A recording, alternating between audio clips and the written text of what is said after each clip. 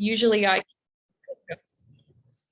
All right. Well, thank you very much, everybody, for joining us for this very important topic today. My name is Jill Nagy Reynolds, and I am with the SBA Columbus District Office. And I work primarily with companies that are certified in the 8A program, but I am also the Hub Zone liaison for the Columbus District Office. And we work with an awful lot of small businesses that are interested in doing business with the government. And there are multiple ways that businesses can do business with the government. I would say recently, one of the better chances for success in government contracting is a business's ability to team with other businesses. And there can be a lot of confusion about how to do that, when to do that. And so the types of things that you should look for when teaming with another business. So today we have Taft Law to give a presentation on teaming from a law perspective. We at the SBA Columbus District Office always learn something every time we have representatives from Taft come on. And hopefully you can also learn something today. We do welcome questions. My colleague Shonda Harris, who is also with the SBA Columbus District Office, will be monitoring the chat. And she will find an appropriate time to insert your question. If you could type the question into the chat function, we would appreciate that. So we are going to kick off the event today with one of our dearest partners, the Ohio University Procurement Technical Assistance Center. And also today we have our Deputy District Director from the Columbus District Office, Terry Bolden. He is going to give us a few words before we have Aaron and Barbara take it off. So we will be beginning with Sharon Hopkins from the OU PTAC. She is the PTAC Program Manager for Ohio University. Sharon. Good morning. Thanks, Jill. Good morning. Welcome, everyone. Let me share my screen.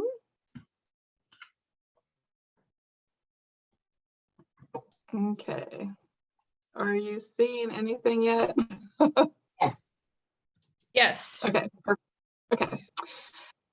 So I just wanted to talk briefly about PTAC. I know many of you on today are very aware of us because you are clients, but you may learn something new anyway.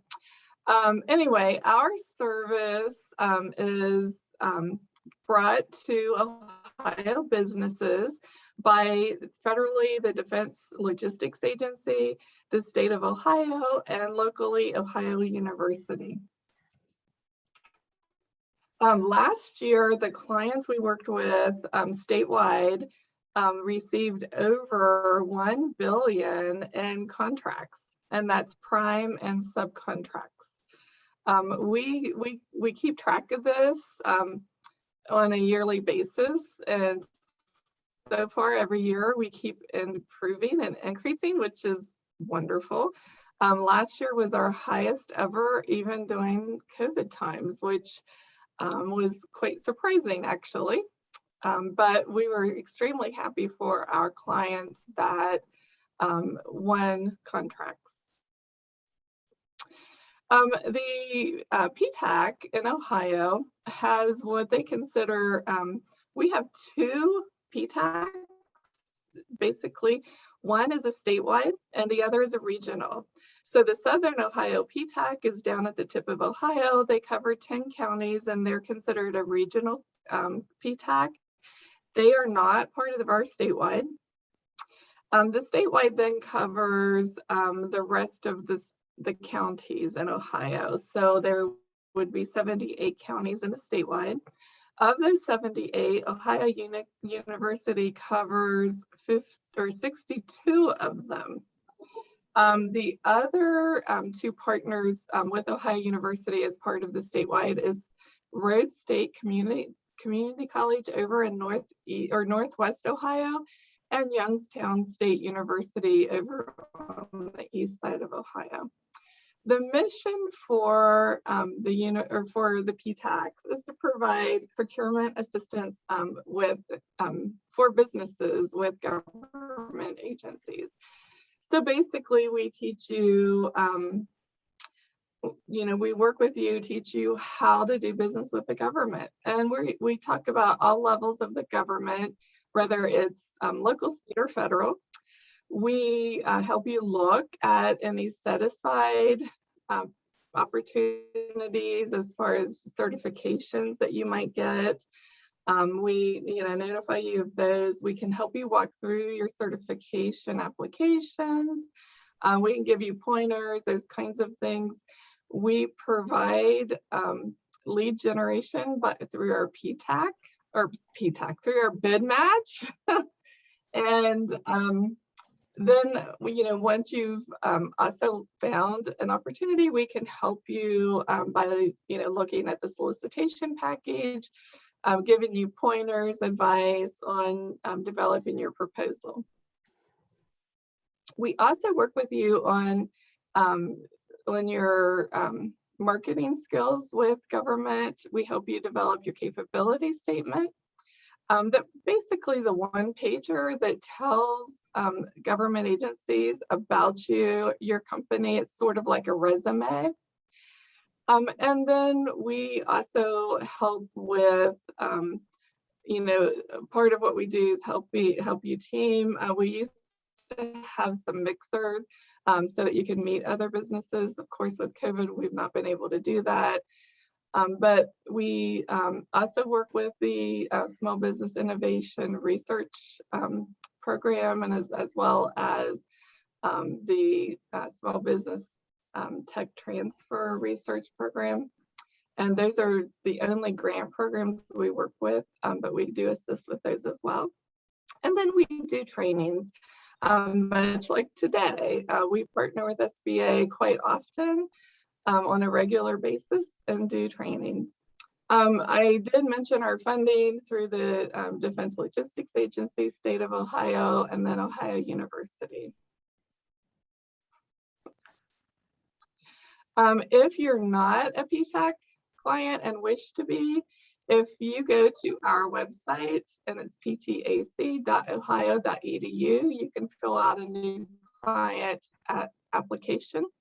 And if you're not in Ohio, which I'm not sure we have anybody that's not in Ohio today on the call, but our national association, abtac-us.org, has a map, and you can find a PTAC closest to you. So in summary, I just want to let you know that we're here to help you in all of your government contracting areas, and we're here to help you sell to government, and we hope you do well. And we're always excited when our clients win contracts, so that's definitely what we work to do. So I will close with that. All right. And I will, okay, Jill. Thank you very much, Sharon. I appreciate that. And I would like to introduce you now to the Deputy District Director of the SBA Columbus District Office, Terry Bolden. And Terry, if you can unmute your line and show your camera. There he is. All right, very happy to have him on today. I think I'm unmuted. Well, thank you so much, Jill, for the introduction. First, before I can even go any further, I really want to thank our partners at PTAC. Sharon, you do such a phenomenal job assisting small businesses in Ohio, and it is such an honor and a privilege to work with you. And I want to say, as a PTAC partner to the SBA, we just want to give you big kudos and thank you for all that you do in assisting small businesses. And that being said, again, my name is Terry Bolden. I'm the Deputy District Director for the U.S. Small Business Administration Central and Southern Ohio District Office. And primarily, I manage the delivery of the agency's financial and technical assistance and government contracting activities to both small businesses, customers, stakeholders throughout 60 of Ohio's 88 counties. So we have a huge area throughout the state of Ohio. FY20 has been a historic year for small businesses that have contracted through government agencies. In particular, in FY20, the federal government has procured over $145 billion in contracting dollars to small businesses, or 26% of all contracting went to small businesses. And in particular, in Ohio, over $2 billion was awarded to small businesses in the central and southern Ohio regions. And that's a huge, huge kudos to both our business specialists, both Jill Nagy Reynolds and Shonda Harris, who are our liaison and our business development experts here at the Columbus District Office. So we want to say a big thank you for all that you do. Also, both Jill and Shonda for helping small businesses in central and southern Ohio. And again, the hard work in partnership with PTAC. That being said, government teaming and resource relationship building is very key to success for small businesses. And this is a great conference, a great webinar to hear a little bit more about the importance of how teaming will help your business grow. Thank you very much. I really appreciate this time, and I'm going to hand it back over to you, Jill. Thank you, Terry. I appreciate it. Again, glad you could join us today. All right, without further ado, I will introduce our presenters for today. And I will start with Barbara Duncombe. Barbara Duncombe is the chair of Taft's Government Contracts Practice and serves on the firm's executive committee. For over 30 years, she's worked with clients in handling all types of government contract issues, as well as responding to government investigations and False Claims Act cases, and in conducting internal compliance investigations. She's been selected for the Dayton's Who's Who in Aerospace and Defense since 2014, and has received numerous other recognitions for her accomplishments, including named to the Business Journal's Influencers Law list and selected as one of NABO's Indianapolis 2019 Trailblazers. Thank you so much for joining us today, Barbara. And in addition, we also have Aaron Davis. Aaron is an attorney at Taft Law in the Government Contracts Practice Group, counseling clients on government contracts law from cradle to grave. With a particular focus on small business and innovative research, Aaron works extensively with small businesses and their partners related to SBA regulations around set-aside programs and eligibility. She assists clients working in research and development under the SBIR program, or the Small Business Innovative Research, and STTR, the Small Business Tech Transfer. Other transactions, grants, and research contracts, and understanding their technical data rights and rights in software, and more importantly, protecting their IP rights when working with government funding. In the 15 years prior to joining the firm, Aaron worked hands-on in administration, programming, and grants and contracts management at all levels of government. Very glad to have you on board. She earned her JD from Case Western Reserve University School of Law, Master of Public Administration from Cleveland State University, her Bachelor's of Arts from Kent State University. She's licensed to practice law in Ohio and the District of Columbia, and is admitted to the U.S. Court of Federal Claims. So there's a lot of knowledge on today's webinar. Thank you so much. I will go ahead and turn it over to you, Aaron. Barbara. And I think I'm even unmuted. Yes, you are. I can hear you just fine. This is a good thing to start off with. All right, well, ladies and gentlemen, thank you very much for joining us this morning for this webinar. And we at Taft have always greatly respected the role that the SBA and PTAC play in the development of the small government contractors' evolution into a growing and successful government contractor. So we're happy to have you. And I'm hoping that even if you're familiar with teaming agreements or teaming arrangements, you're going to find at least one or two nuggets that you may not have fully appreciated before. We've also had some updates in SBA rules and even some updates in the FAR rules finally.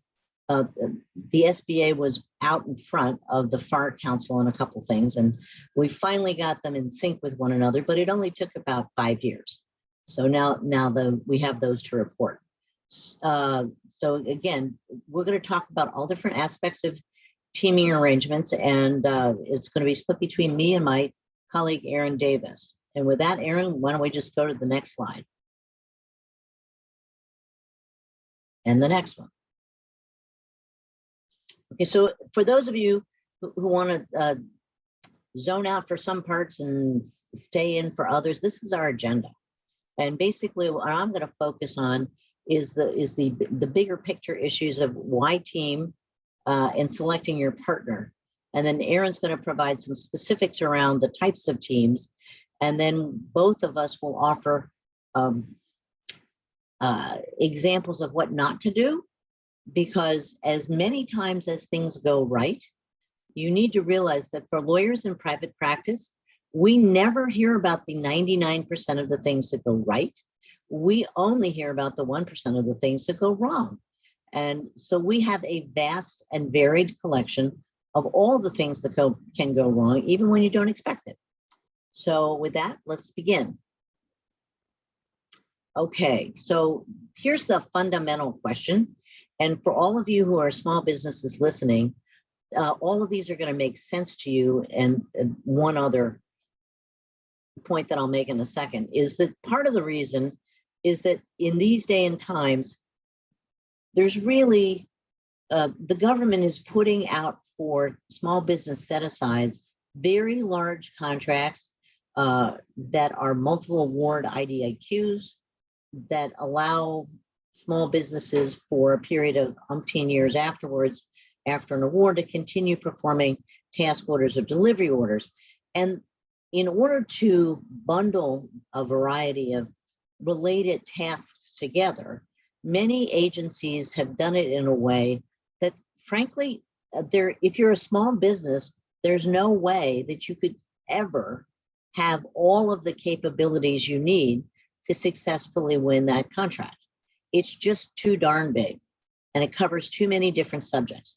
So one of the basic reasons why companies look into teaming with others is because you're going to leverage each other's capabilities. You are going to find a compatibility that brings to the table all of the subject areas that are required for someone to successfully perform a contract. And so that's what you're looking. You're basically going out onto the grade school field at recess time, and you're going to pick the best volleyball team that you can with some tall people. I never get picked for that because I'm only 5 feet, and some shorter people. And basically you're going to cobble together the best skill set that you can find to achieve your objective. So that's one of the reasons, and it's a primary reason. Very close on the heels of that is the fact that the more responsibility you take on yourself, the more risk you as a company have. And if in fact you can team with either a combination of other small businesses or some small businesses and some large businesses, basically what you're doing is that you're sharing the risk. You don't have as much risk as if you went into this doing it all yourself. And that's any kind of teaming arrangement, whether it's a teaming agreement or a joint venture. We'll talk about all the different things. But so you're doing this to build the best team, to leverage the capabilities that are required in an RFP that's come out. And you're also trying to do this to reduce your own individual risk as a small business. Another reason, not always the reason, but another reason why companies will team is if they're trying to facilitate what we call facilitate market entry.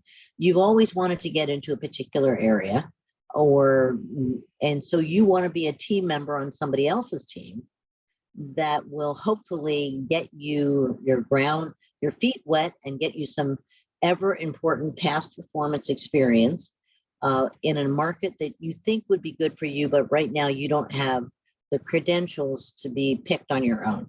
So facilitating market entry. And as I pointed out, also when you want to do this, a lot of the reason is that you're basically trying to build your own portfolio of past performance, which is an ever-present requirement in any RFP evaluation, and it becomes very important. So you're doing this, or your others are trying to do it with you in order to cobble together the best past performance for award of the contract at the same time as you're trying to earn that experience or past performance for yourself. And if you happen to be a large business, and I can't tell from the people who are participating whether or not you are or not, but we field questions all the time from either companies who are large because they are part of a larger organization. They in their heads still consider themselves to be a small business, but because they are a wholly owned affiliate of a larger company, they have to compete as a large business. And so they're trying to find ways to stay in their same market space or to team with other small businesses. And the other opportunity is, and we're going to go into this in great detail, is that large businesses are always looking for qualified small businesses to team with in areas where maybe it was a small business until 18 months ago. Now it doesn't qualify as small business anymore. It is losing a contract that it's been on the incumbent for the last 10 years, and it doesn't want to walk away from all that work. Doing it as a subcontractor to another small business is a good way to at least keep some of that work in-house. I'm sorry, can everyone please mute their lines? Sharon, can you tell where that's coming from? I think it was from Teresa Carr.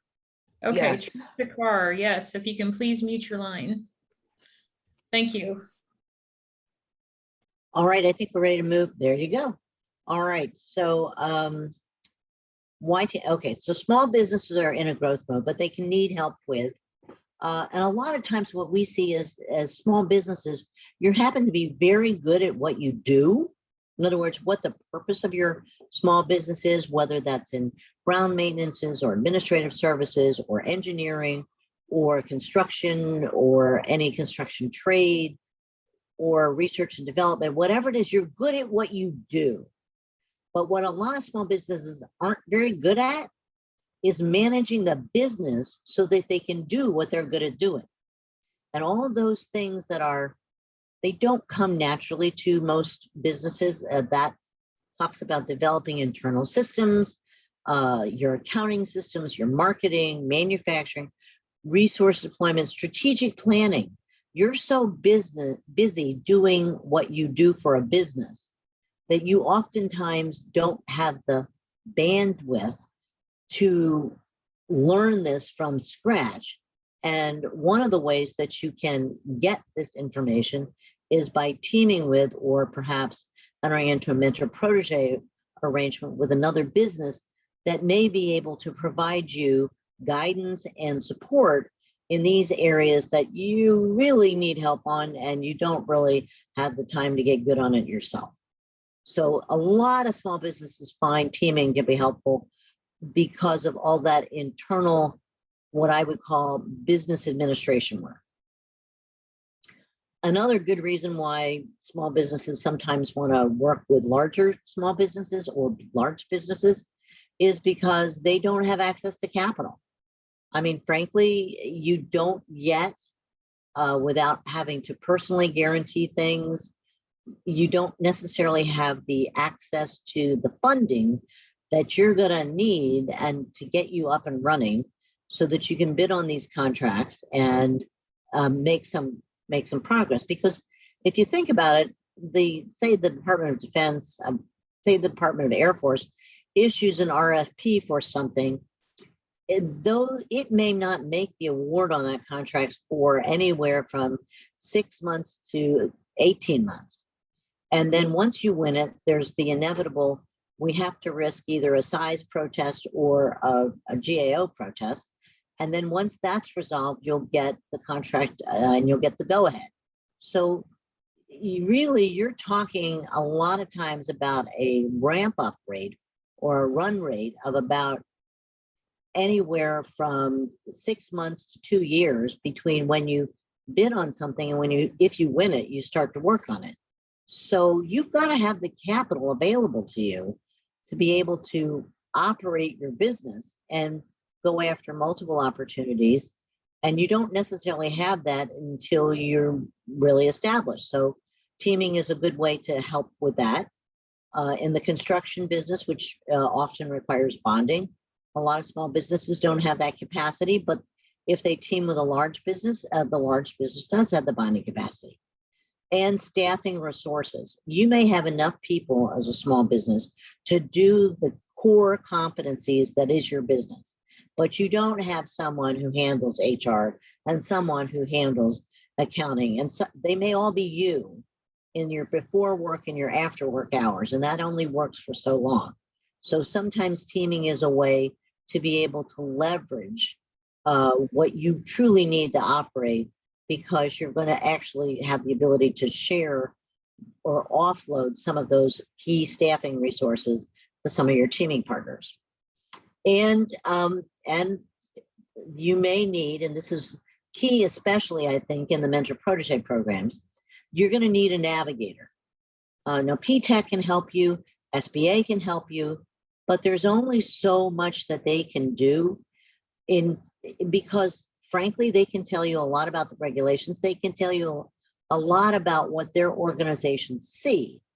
What they can't tell you is how it feels to walk that road, because they haven't generally done that. And by teaming with or being in a mentor protege relationship with someone who's been in government contracting in 5 years and can say, oh yeah, I've done that. Here's what you do. And here's what you don't do. And here's who you need to call. That's invaluable, because without that, you will never have the time to learn it all yourself from scratch. So in terms of understanding what's really required for compliance, that's key. Understanding government customers, again, key.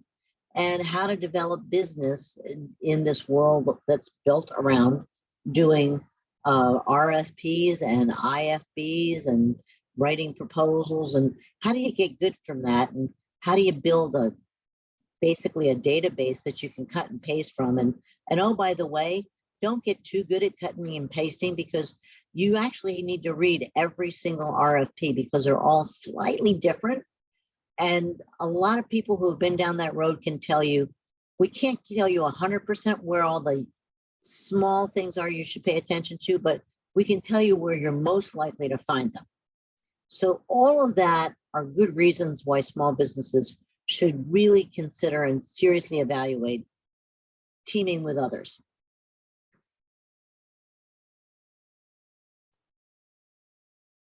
And Aaron, I can't see any pages on this, so you're gonna have to tell me when I get to page 10. Okay. Why team? Okay, so this is the other side of it's the flip side of the coin. And we've already talked about some of these points, which is, if you're not small, why does it make sense to team with a small business for a small business set aside, or a service disabled veteran-owned small business set aside, or a woman-owned small business, or a hub zone, or an 8A? Well, teaming is a way to partner with a small business and be able to perform some part of that work. What we run into a lot of times is somebody who has been a small business and has become successful and therefore is no longer small. They can't perform the work that they have just invested 5 years in building customer relationships with and getting people trained up so that they are invaluable to the agency. And what they need to do, and what would be beneficial for them and their small business partner, would be to find someone who they can work with for the next follow-on contract to the same work, because they know that customer inside and out. Now, I will tell you that that is mostly a good thing, but it is sometimes not such a good thing because sometimes they know the customer so well that they take shortcuts that aren't necessarily consistent with the solicitation, but they say to you, oh, don't worry about it. We really know what the customer wants.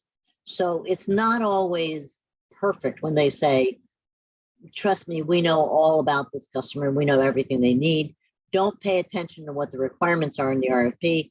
Listen to us. So you have to actually work together. And we'll talk a little bit about the relationship piece.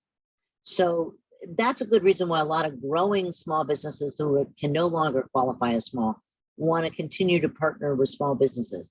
And they're actually the most ideal partner in many ways because they basically went through all the growing pains that you're going through. And who better to know the growing pains than somebody who's already just been through that? Boeing, probably great partner, doesn't really know the growing pains. Lockheed Martin, same thing. So keep that in mind. Teaming also allows the party to develop relationships. And once they develop relationships, they can extend it to another type of relationship, like a mentor-protege. I know that it may not be what you want to hear, and I know that it may not be popular, but I always recommend that you should, if you're a small business, team with another company before you decide if you want to proceed with a mentor-protege. And Erin will tell you a lot of the reasons why you need to be careful about that. But if you will, this is a lot like, we can talk about business, we can talk about statistics, but what we really need to do is talk about, what this relationship is going to be. So when you're talking about who you should team with, we've talked about the business aspects of it, and we've talked about why it's good to team with someone who might have been an incumbent. But these are other factors. These are the important non-subject matter considerations that you need to consider and are so often overlooked. Number one, today in this world, with the government requiring all contractors who do work on federal contracts to get a CMMC certification, you need to make sure that not only do you understand what's required, but any teaming partner is going to treat your information that is confidential, your trade secrets, your secret sauce, your approach confidentially, and that they have the security to do that. It doesn't help you if you share all this information with someone who isn't going to protect it, and the next thing you know, all their employees are sharing it on one of the social media, and it's like, you're never going to know what so-and-so has. They have blah, blah, blah. So it's a sensitive subject, but it's a really important subject. And the more you build your company's brand, the more important data confidentiality and security is going to have to be to you. And the next one is, you're looking for people who are going to collaborate with you, not own you, not direct you, collaborate. That means you have to work with them, you have to be collaborative with them, and they have to be collaborative with you, which is a lot about a relationship as well as skill set. So some skill sets fit, but if they can't or they're not willing to collaborate with you, collaborate means working together as a team. Then you need to be aware of that. You need to make sure that you're financially compatible. So what does that mean? If you have fights in the teaming agreement about when you're going to get paid, or how much somebody's going to be entitled to, or sharing information if it's a services contract about what are the labor rates that people are building with, you need to be able to be financially compatible. That doesn't mean that you have to have an open kimono and share all of your specific data with your partner, and your partner doesn't necessarily have to share all that, but there has to be an open dialogue about financial compatibility. Proposal development. Oh my gosh, if we could just count on the number of, I don't have enough fingers and toes to count how many times we have problems with that. Everybody has to collaborate on the proposal development. And if they're not, if they're saying, no, that's my piece, or they're writing theirs in a closet and they're not going to share it with you until the day before it all has to go in, when you as the prime contractor have to integrate all this, if you can't work with somebody in developing proposals and finding the best way to highlight your individual capabilities in that proposal, that is not going to be a long-term partner for you. You need to look at whether or not the party that you're working with, and this is whether you're a large business or a small business, whether they have been a competitor of yours on previous bids and how well they've done. Have they always lost? That should tell you something. Let's think about this. If they've won some, but you felt that they did it in not the best way and they didn't offer the government what they really wanted, you have your opinions about that. Understand whether your opinions are right or wrong. I'm not going to tell you they're right or wrong. I am going to tell you that they're your opinions, though, and you're going to carry those into that relationship, and that's going to have an impact on it. So just keep that in mind. You also, if you're going to worry a lot about your teammate becoming a future competitor of yours, and so you're not going to share your information, that's going to impact the quality of your proposal. So keep that in mind, because we're looking for a fit. And if this is beginning to sound a little bit like trying to do dating online, you're probably getting the right drift. There's an awful lot of this that goes into your thought process when you're doing that. And some of it when you're doing that dating online, when you're like, why didn't I put this in my ad? Really, I should have put this in my ad, because then I've just wasted this time with somebody that I know is not compatible now because of XYZ. So compatibility of corporate management. Oh my gosh. If you can't get along with their management, or their management won't let you talk to anybody on their team except the head guy, or you won't let them talk, you have to be compatible in terms of corporate management. If you're not, then you're not really going to be happy being engaged. Think of corporate management as not just the person you're dating, but the family. Because if you can't get along with them, at least civilly, you're probably not going to have a long-term relationship with that person. Prior experience and reputation, very important. If they've competed in your field for a while, you want to do some of the stuff that you can do to figure out if you like them or not, or if you feel as you're willing to tie your wagon to them and them tie their wagon to you. Actual or potential conflicts of interest. Aaron and I just worked on something, oh my gosh, where, as it turns out, some people for a subcontractor may have had an organizational conflict of interest with the agency, and it may have caused all kinds of problems. That's something that you really don't want to find out after you spent a lot of time and a lot of money to put together a very expensive proposal. You would really ideally like to find it up front. And from this list, you might even start making a list of questions you're going to want to ask. Affiliation and size status. You want to make sure that they're safely in the category that you need them to be in. If that's small, that there's no danger of an affiliation with another company. You don't want to team with somebody only to have a size status protest filed against them because there's an affiliation there that you didn't know about. And if you haven't figured it out by now, the answer to all of these items here is, as you start working together with them, are you starting to build some trust? Because as much as we can call this business, it is all about trust.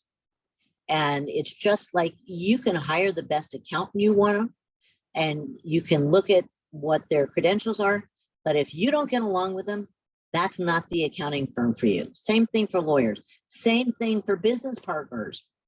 Hello? So really, it's all about trust. And I mean, I actually think that we've talked a little bit about this. It's interesting because There's all kinds of things you can do. Like if you feel as you're having this cultural fit with your partner that you're being bullied, or they're not being open with you, or that they're kind of not sharing 100%, these are red flags. Not only do they indicate that you're not trusting them, but you should run and run far and run fast. Because if you're a good company, there will be plenty of people that want to team with you. Okay, next.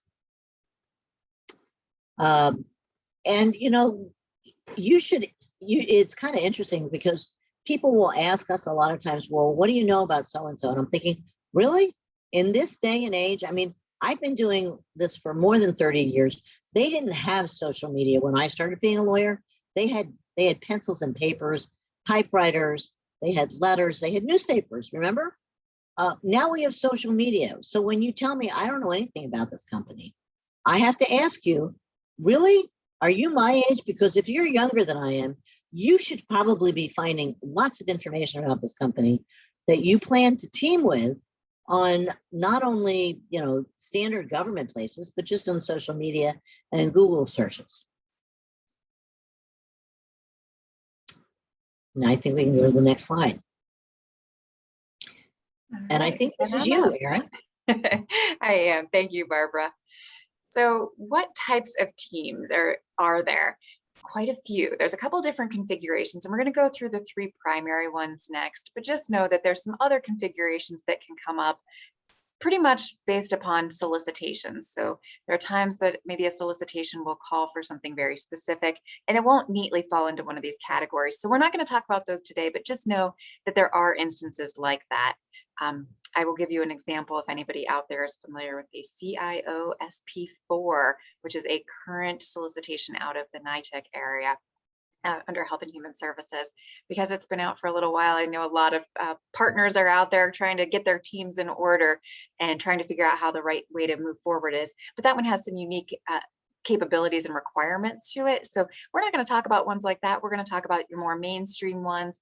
If you have one-off questions, please feel free to shoot those to us in the chat feature. If you're not familiar with that, in the lower level of your screen, there should be a place that you can click on the chat, and Shonda's watching that for us, so we're grateful.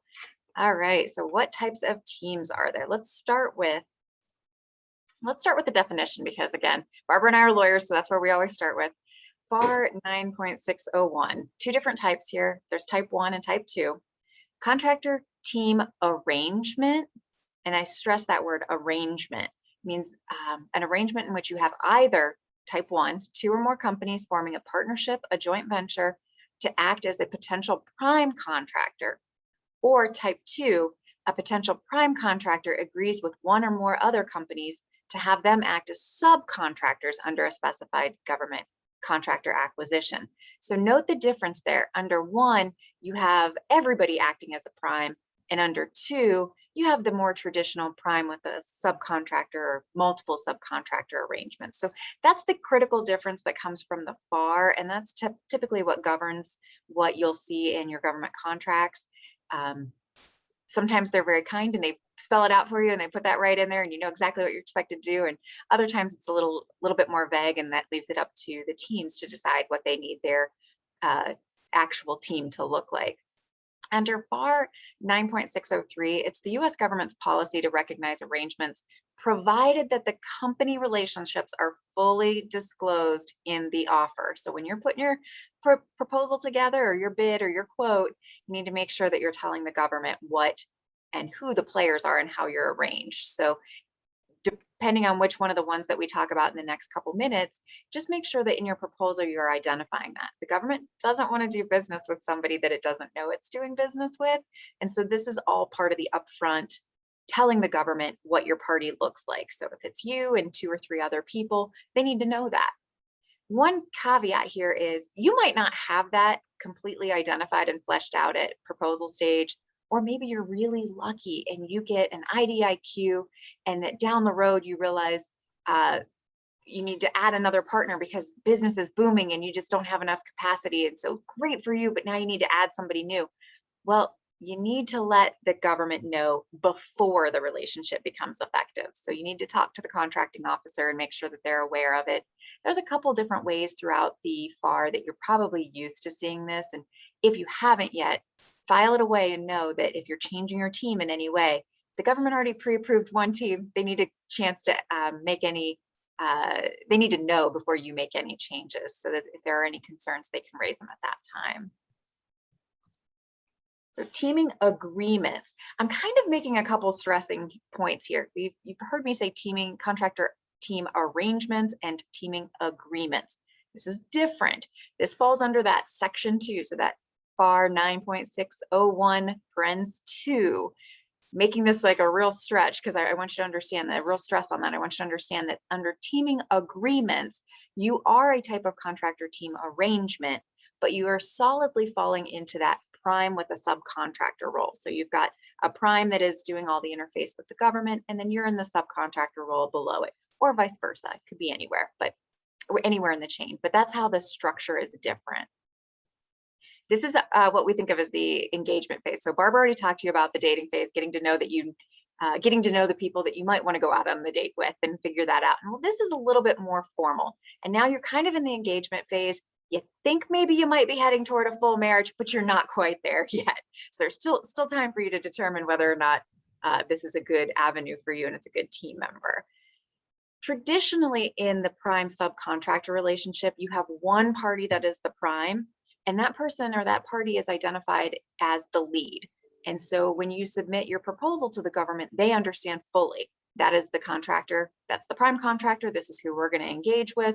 Anybody else that is on this team has to go through the prime contractor before they talk to the government. It's just a very easy and efficient way for the government to manage their contracts. Instead of having to go to multiple different parties that are all part of the same team, they just go to one place and say, prime, you deal with it, you figure it out. We've got, one of your subcontractors needs a new ID badge. One of their employees needs a new ID badge. You figure it out. It's just easier for the government this way. So you see these quite a bit. They happen with great regularity. The parties typically will enter into a teaming agreement that is a written document.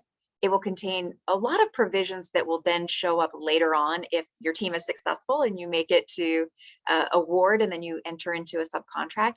A lot of the same types of provisions will be in there. And one note here that we didn't put on the screen that's kind of important to think through is when you're negotiating your teaming agreement, if you're thinking that there's a sticking point with your partner, something that's really important that they really want, and you're like, no, we've never agreed to that. We're never going to agree to that. Think that through very carefully, because what you don't want to get to is a situation where you've kicked the can down the road and you're like, we'll deal with that when we get to subcontract, even though you have no intention of ever agreeing to whatever it is they want. Think about how you want to handle that, because you don't want to get down the road to have a subcontract, have the government having given you your prime contract, and now you're sitting there going, I've got to start working, I have to start performing, but I don't have my subcontract in place because we can't get over this one thing and I should have just taken care of it before. That's what we want to guard against. We want to make sure that when you're entering into a teaming agreement, if that's the route you go, that you're thinking through or recognizing any sticking points, and so that way they're addressed beforehand. I know typically you're not thinking that this is a full-blown subcontract, and it's not, but if there's red flags or just something that is an issue that you know of, it's better to address it on the front end. Once the prime is awarded the contract, then the parties will enter into a subcontract or subcontract negotiations. There's a critical and or here. It could be either. Depending on what you write in your teaming agreement, you could be going direct to subcontract. Your teaming agreement could say, and the parties will enter into a subcontract, period, the end. Great. If you're the subcontractor, that's great for you. Now you know you're guaranteed of getting that contract, or subcontract rather. If you have the other one, which is where you enter into subcontract negotiations, this can get a little trickier. If you're in the subcontractor's role, you really are in a negotiation phase with your prime, and you want to make sure your prime, who relied on you as part of the proposal, keeps you as part of their team. So it can get a little dicey if there's elements that you really want in your subcontract and you didn't already work those out. And because of the way teaming agreements work, depending on how your teaming agreement was written, it may not require them to enter into a contract with you. It might just be this negotiation phase. And sometimes negotiations end and there isn't an agreement. There isn't a subcontract that comes to fruition. So when that happens, you could lose your opportunity. So that's why we stress that it's really important at the front end when you enter into your teaming agreement, really think through what you need, because what you want to do is make sure that you're setting yourself up to either get straight to contract or get into subcontract very quickly. When you are in a teaming agreement, the subcontract replaces it. So what does that mean? When you're in a teaming agreement, typically the teaming agreement itself is everything pre-award. So it's everything up until you start performing on the contract. And then everything in a subcontract would be once you've started performing on an award. So they're kind of two different documents. They have a lot of overlapping pieces, but they are different in time. And so that's why you just have to be careful and you know what your terms are and what you've agreed to with whatever your partner is. Whether you're prime or subcontract, it doesn't matter. You need to know what the teaming agreement says.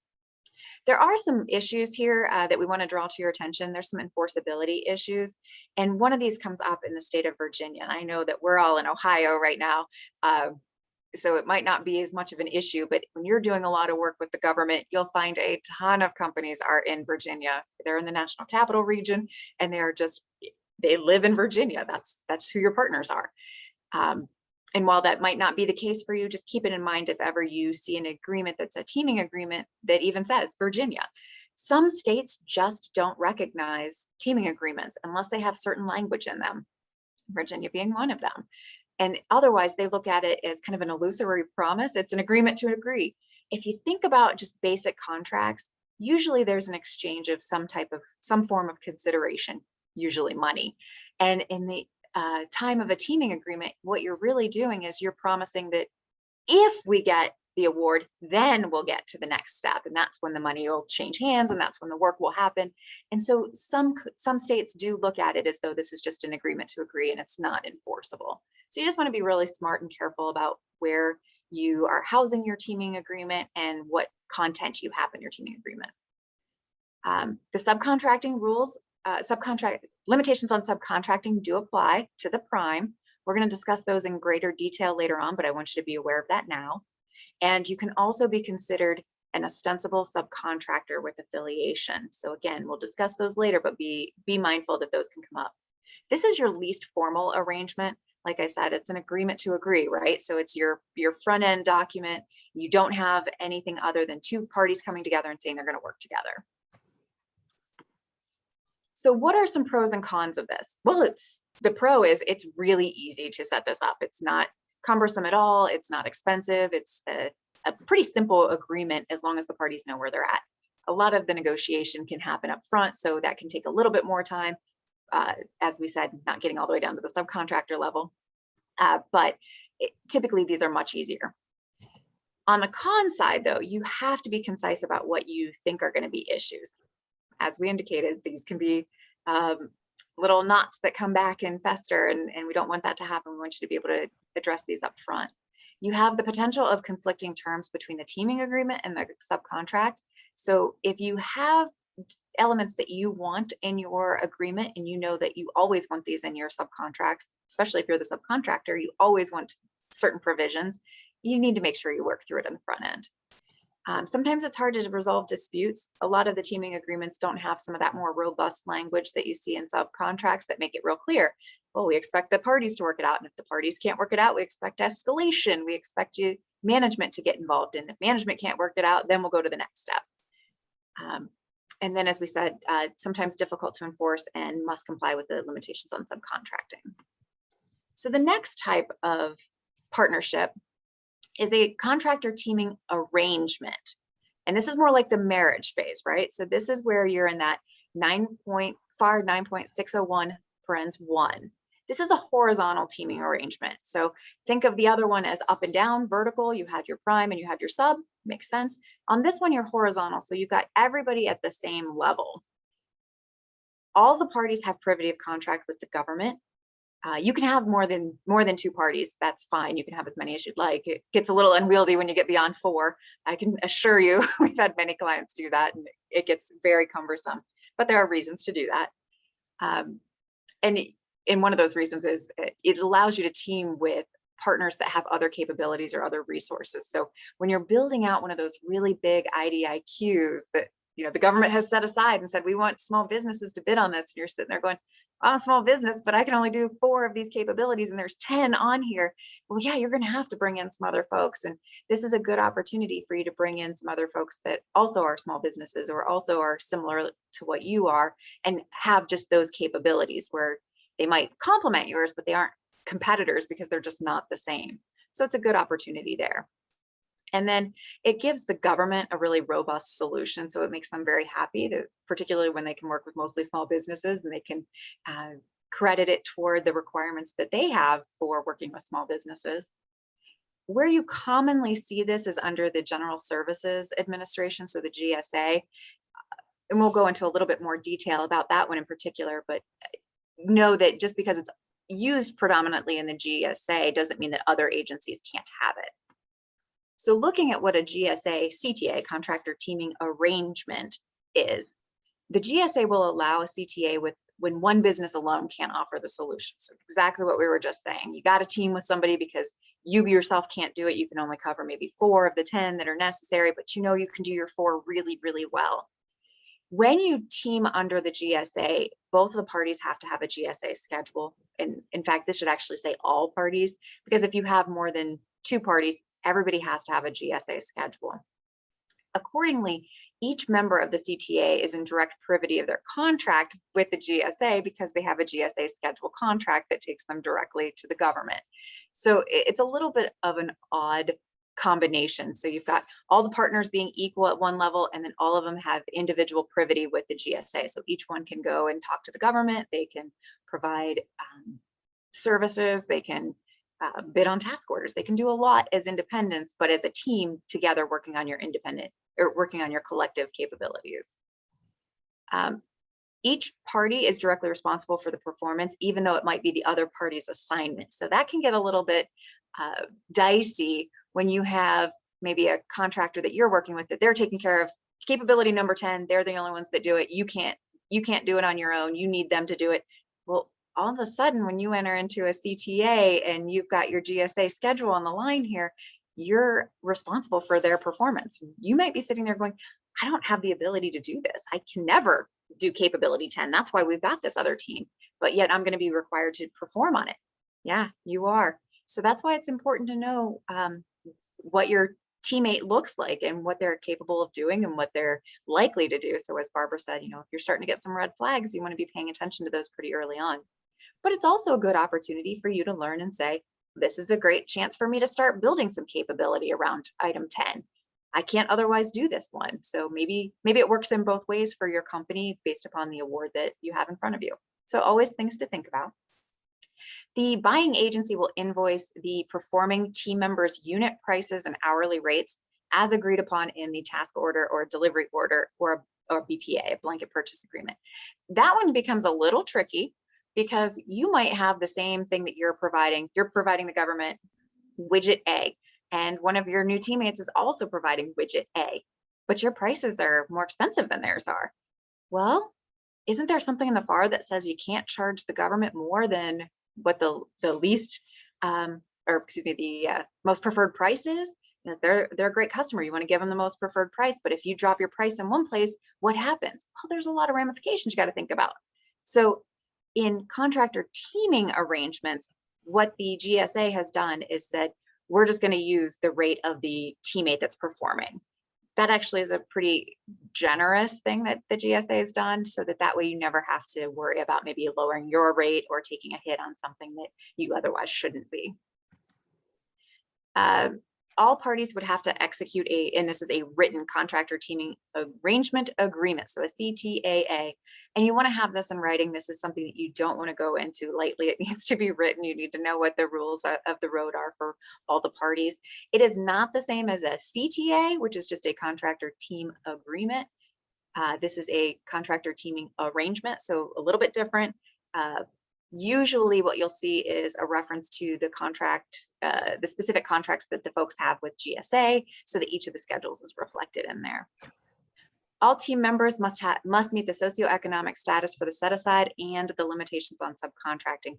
We're going to talk about those a little bit more later on, but I do want to say all the members have to meet the same socioeconomic status of the set aside. So the contract will have something. And so if it's a woman-owned small business, all your members have to be women-owned small businesses. So important to keep that in mind. And when we say small businesses, in this instance, in order to get the credit as a small business, they would all have to be small businesses. Not all GSA CTAs have anything to do with being set aside. So you just have to look to see what the requirements are. In this instance, a set aside. So what are the pros and cons here? Well, the parties are more equal. Both of them have their own schedule, their own contract with the GSA and the US government. So you can kind of drive your own bus, right? You get to do the things that you want to do for your contract. You also have the ability to learn a new capability. You can develop some really good partnerships and very strong relationships, and you might be able to develop new customer relationships as a result of this. But the con is, as we discussed, you're required or responsible for performance. So even if somebody else is supposed to be doing it, and it's not something that you think you had capability for before, you're still required to ensure performance. And then you have to make sure that the GSA schedules have been renewed. That is an issue that has come up a couple times where, you know, you've entered into a CTA with somebody, CTAA with somebody, and they've let their schedule lapse, or their schedule isn't renewed for whatever reason. Well, without that existing GSA, you don't have GSA schedule, you don't have the underlying contract to be the foundation for this. And so your agreement is no longer effective. And it really can change the look and feel of your work moving forward, because that member certainly wouldn't be able to continue participating if it were a GSA CTAA. Aaron, we've actually seen lately several protests where someone who did not, the CTA contractor won the award, but then someone basically challenged the ability of the CTA to actually perform because one of its members was in the last part of the term of its, and GSA has schedules, and they also have basic ordering agreements, and it gets very complicated, but it's basically been a subject where if it's one of those things that you need to make sure that you know that everybody in a CTA, their schedule or their relationship is sound for the requisite number of years. Because if it's a 5-year contract and somebody's existing GSA schedule only has 3 years left on it, then that's a problem. So it has, some clever people have figured out that everybody has to be 100% compliant. And the likelihood that people are going to actually think about this. How often do you think, well, how many more months do I have left on this contract? You don't. So people just go ahead and they enter into these things without realizing that they may be jeopardizing the entire team because their ducks aren't in a row. Thanks. Yeah, that's great, Barbara, because unfortunately we've seen it happen, and we know it can, and it's the entire team that suffers from it. So we're going to move to the next type of teaming arrangement here, and this is called a joint venture. And I actually am calling it joint venture agreement because we're going to the formal level where you have like the marriage phase. You're actually partnering your two companies together. Could be 3 or more companies, but we'll just think of it as 2 companies. And under teaming agreements, so it's a type of teaming agreement, but it's the next level, right? So it's a contractor teaming agreement, but this is the actual formation of a joint venture. Under the SBA regulations at 13 CFR 121-103 H as in hotel, a joint venture is an association of individuals and or concerns, businesses, with interest in any degree or proportion intending to engage and carry out business ventures for a joint profit over a 2-year period for which purpose they combine their efforts, property, money, skill, or knowledge, but not on a continuing and permanent basis for conducting business generally. Okay, so why do we read all that? Because it's short-lived. The idea is that it is 2 years. There used to be a rule, it's still pretty common. Most people still refer to it as the 3 and 2 rule, which meant that you had a maximum of 3 contracts in 2 years. Any joint venture could have a maximum of 3 contracts in 2 years.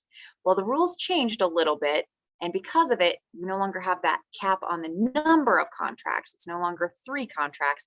It's an infinity amount of contracts you can get, but you only have 2 years to do it, because the idea is joint ventures aren't supposed to be permanent. They're not supposed to be ongoing. They're just supposed to be short-lived and temporary.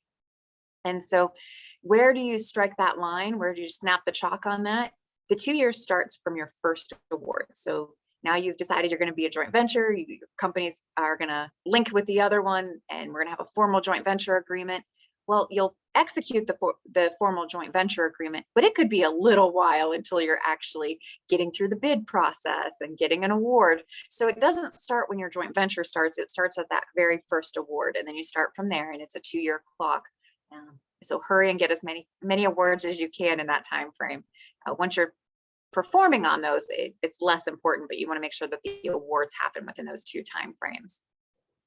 A joint venture agreement is more formal. It has to be written. You have to do business under an individual name. So you'll see a lot of times that it'll be ABC company and XYZ company, and then you'll see the letters JV or joint venture after it.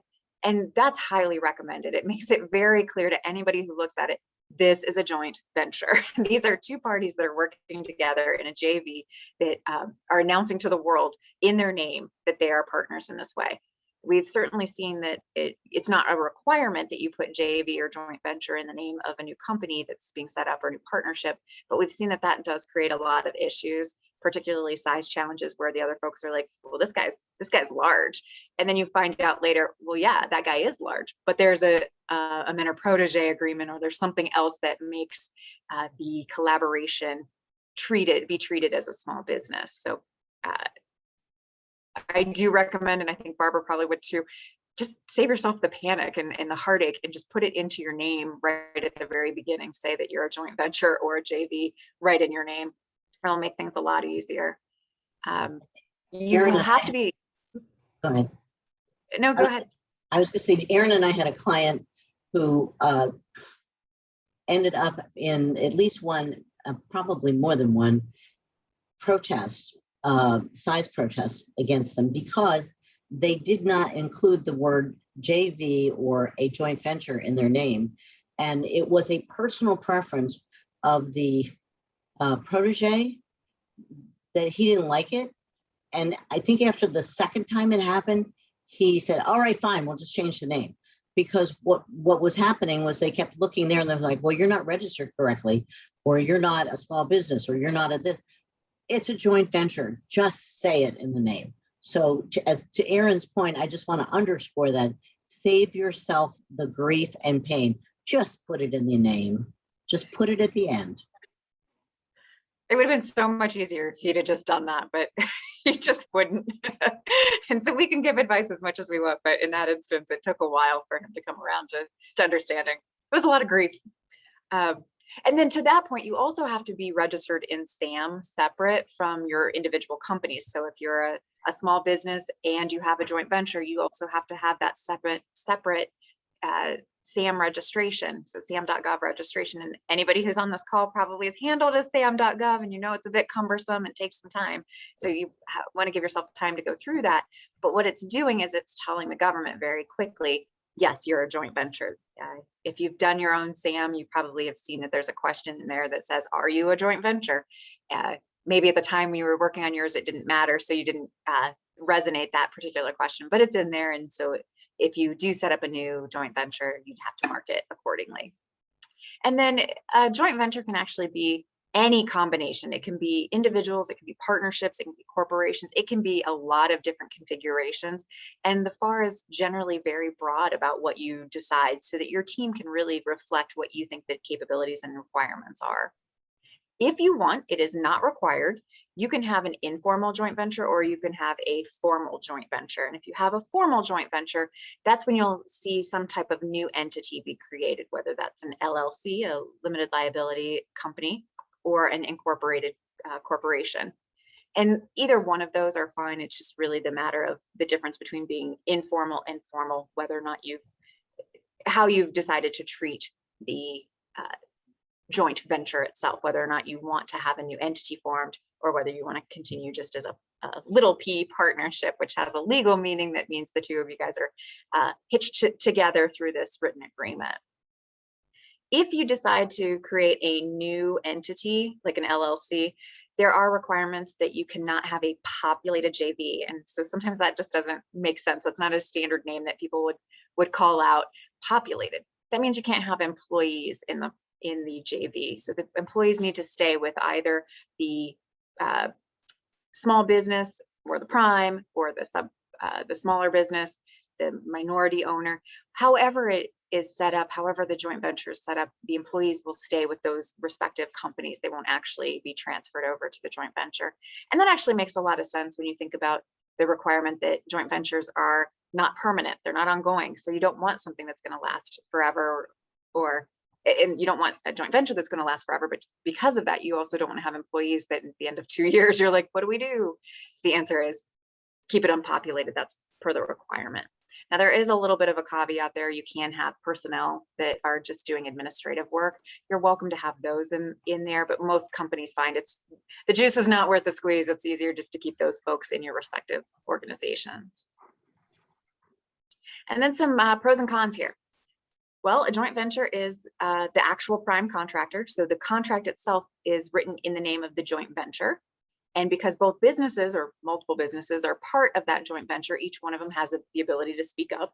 It will be governed, their ability to speak up will be governed by their joint venture agreement, or if there's an operating agreement for like a new entity, anything along those lines, that's going to govern how the two parties work together. Under a joint venture, you can share profits. There are some requirements there, and we'll get to those in a little bit.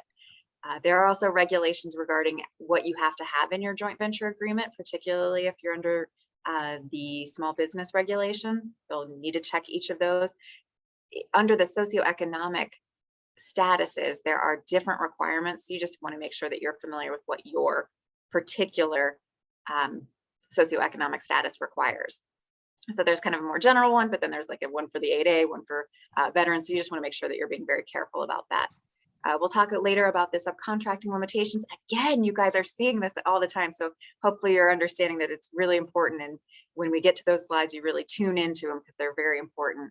So subcontracting limitations and affiliation. On small business joint ventures, I'm gonna really put a pin here. All the members have to be small. Now, they also have to have the same economic status, socioeconomic status as the procurement. So whatever the award is for, if it's a set aside for a hub zone, then all the small businesses have to be small and hub zone. Now, you have the ability to form a mentor protege. So you could form a mentor protege where you don't have all small businesses. You might have one large business in there, but that's a particular kind of small business joint venture. That is a mentor protege small business joint venture. So you want to make sure you're familiar and you're paying attention to just the nuance there. There's a little bit of a difference. In the small business mentor protege JV, you will have a large business or even a small business that's just gotten a little bit bigger, team with a small business and not automatically trigger affiliation. That is an incredible benefit for both parties.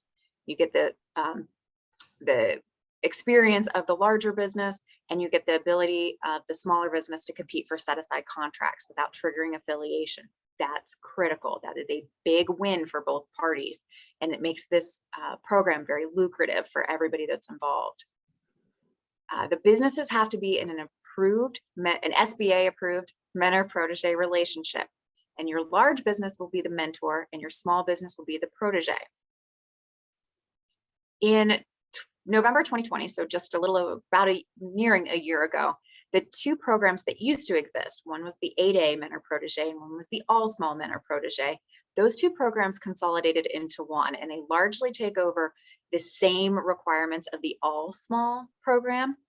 And this is just something that is historic. Back when the 8A was the only one that existed prior to 2016, only the 8As were able to do this mentor protege, enter into a mentor protege agreement, enter into a joint venture, and then eventually the other socioeconomic set aside programs were like, wait a second, we're not getting access to something that's really important and very lucrative for us. And so in 2016, the SBA changed the rules and allowed for this new program that basically said all small businesses can participate. And it's cleverly called the All Small. And now all the small businesses can participate in mentor proteges, joint ventures, and not automatically trigger that affiliation. So it's a very wonderful program for a lot of folks to get access to that they didn't have access to before.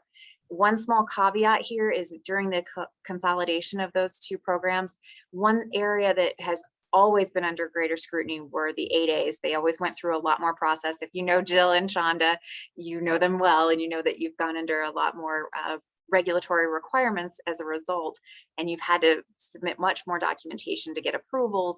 And when things have changed, or you've been awarded a contract, or there was a change to one of your agreements with your mentor, there were extra documents that you had to submit and get approvals. Well, that has been dialed back. Not completely, but for the most part. If you're in a competitive 8A, then there's no longer a requirement that the government has to look at so many things.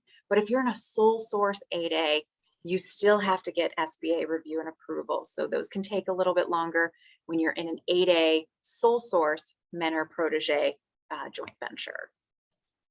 Erin, Yes. we have a question. Yeah. That has come through. This has been really good, very informative. I'm even taking notes. Someone asked, and I'm going to read a little bit more into the question because they didn't. It says, what if a joint venture is 51% owned by a small business or another set aside entity? And I'm going to read into it. I don't know if they want to know if it is 51% owned by that small business that has a set aside attached to it. Does the joint venture take on that, whatever that socioeconomic category is? That is correct. And we're actually going to get to that in the next slide, but we've got a little ways to go. So let me just give you a quick sneak peek on that. That is correct. You would have to be the owner. So the majority owner, even though you're the small business, you'd have to own 51% or more of the joint venture in order for you to essentially share your socioeconomic status to the joint venture. So if you're a hub zone and you own 51% and you enter into a joint venture, you own 51%, the hub zone status can transfer. Okay. All right, thank you. Great. So then in the all small, there's a lot of information in here. And so I want to make sure we kind of walk through it. If you have any questions, feel free to look at 13 CFR 125.9, because that's where the regulations are. I'm sure there are folks on this call that look at these regularly. All businesses are now considered to be small under their primary NAICS code, and you can participate. So if your primary NAICS code is something that has a revenue of 17 million and you're under 17.5 million, there you go, you're small. And so you're probably eligible. If your primary NAICS code does not, you are no longer small under your primary NAICS code, then you wouldn't be eligible. To qualify as a protege, you have to be small, or you could be working in a relevant secondary NAICS code. Relevant being the key word. If you're cutting grass at military installations throughout the US, and now you're going to go into selling computers, probably not a directly relevant secondary NAICS code, and you're really going to have to explain to the SBA why that makes sense for you, and you're probably going to have to go back and forth a couple times. So think through what is a natural fit for your company to grow in. When we talked earlier about those abilities, those capabilities, and your options of learning from your partners, might make sense. It may make sense for your company. You just are going to have to be able to explain it, because on paper it doesn't make sense straight away. So you're going to want to be able to make sure that the SBA understands why you would want to take on a secondary NAICS code and why it is something that's relevant to your business. For profit, that is critical. In all of these, both the mentor and the protege have to be for-profit companies. And part of it is that it's a small business concern, or it is a other than small business concern.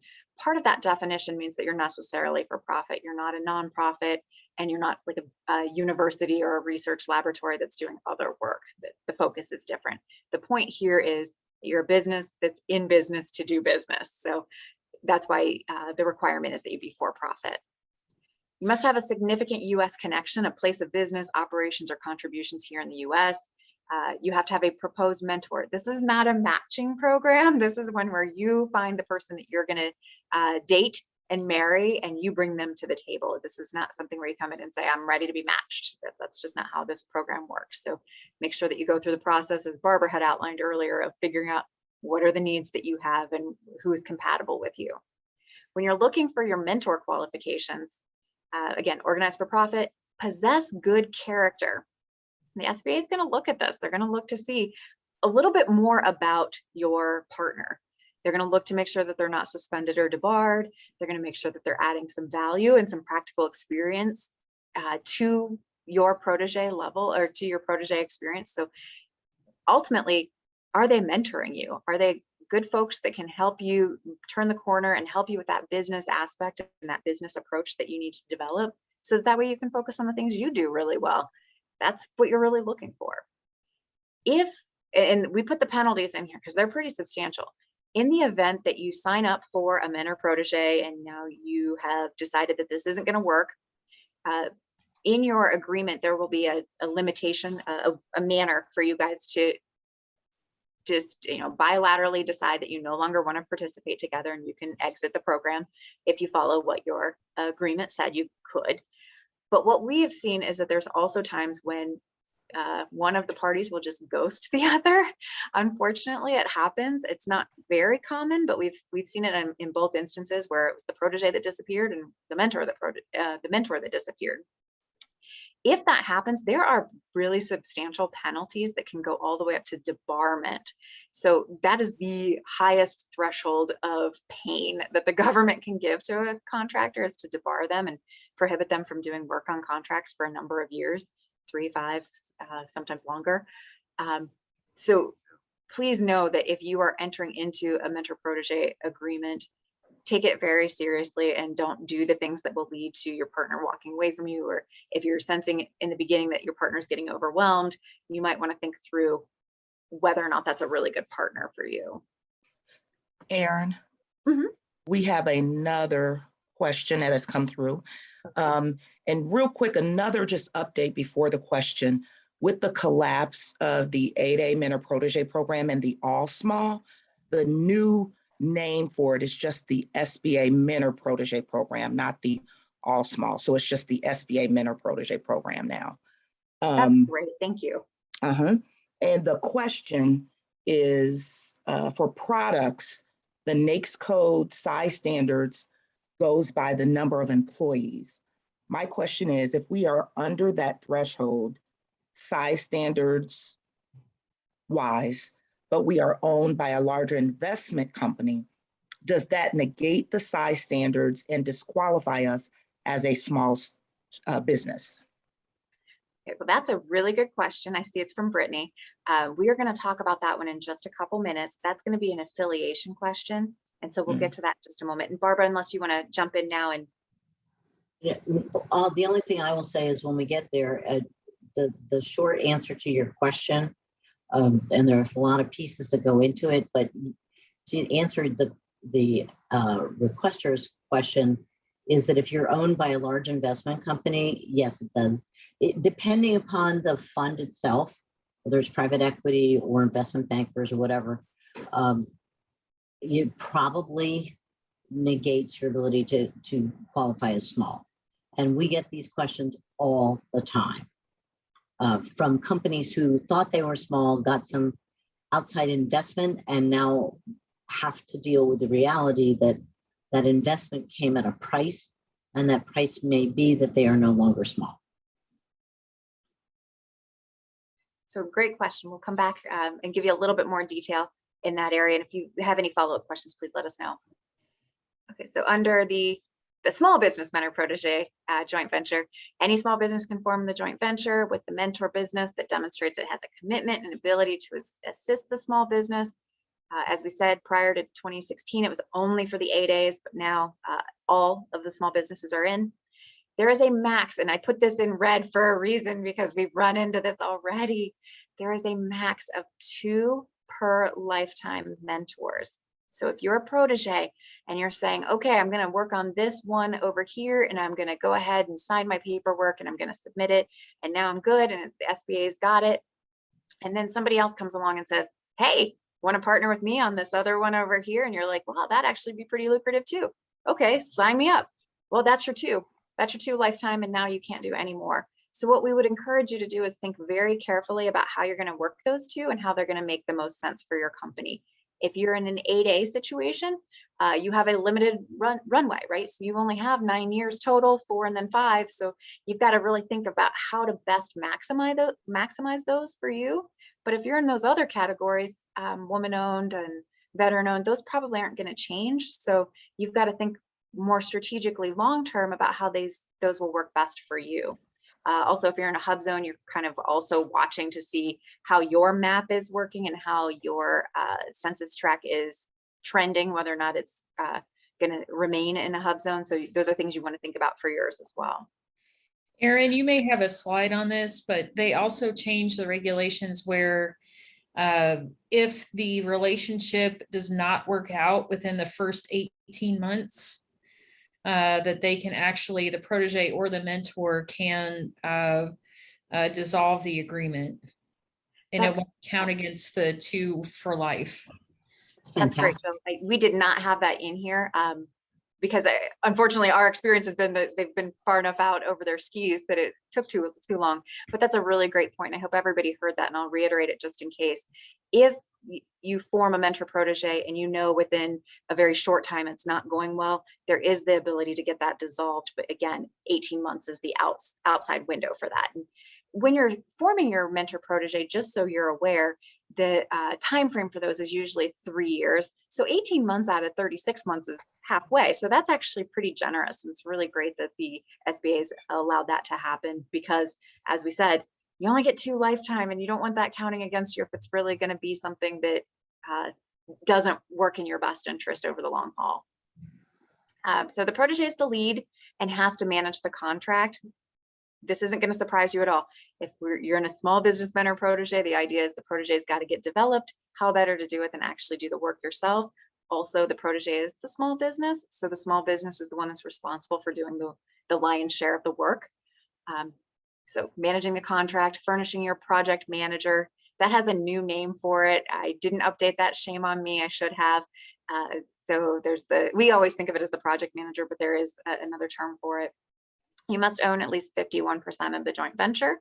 You must perform at least 40% of the work that is performed by the joint venture. So if you're partnering with somebody else and then you're also subcontracting, your numbers can get a little bit difficult to manage. But what you're looking at is what work is being kept by the joint venture. So of the work that's being kept for you and your subcontractor, you have to perform at least 40% of that. You receive your profits commensurate with your ownership. You receive profits commensurate with your work performed. There's a mistake on here. Or as agreed by the parties such that the small business receives more. So there's the opportunity to allow for a small business to do its work performance and get its profits commensurate with the work it performed, but also get a little bit more once maybe you're dissolving the joint venture once you've gotten to the end of your years and now it's time to wind down the company. There's the ability that the small business might get a little bit additional profit there. So I apologize for that error on that one. The small business itself typically self-certifies as small. So when you're doing your SAM registration, you're the one that goes in and indicates, yes, we're small. But if you have a socioeconomic status, those usually require review. So certainly the 8A has a pretty rigorous process. Hub Zone also pretty rigorous. Women-owned small business just within the last year has gone away from a self-certification to a full certification process. So those are important to be aware of if you're forming something new and you think that you also have to get your primary company through your primary small business through its certification, as well as eventually set up your own mentor protege and whatever else might come with that. Just be aware that those do take extra time. If you're seeking a mentor protege under your secondary NAICS code, the small business must demonstrate how the mentor protege will be a logical business progression. So why does this make sense? We talked about it earlier. If you're not already in a relevant, it has to be relevant. It has to be something that makes like a natural sense for the SBA. And if not, you need to explain to them exactly why you're making this change. SBA must approve your mentor protege agreements. This is the MPA. This is a pretty basic agreement. If you've noticed, there's some templates that are available online. Those are guides. You can feel free to change those. Those are just the basics that you have to have in there. They'll address everything that the SBA has, but you also have to include what your business needs. So Barbara and I will often work on taking the template that has what the SBA requires, but also adding in what we think that is important for companies to do to protect themselves, regardless of whether they're the mentor or the protege. There's just certain additional terms that the companies need to work out beforehand.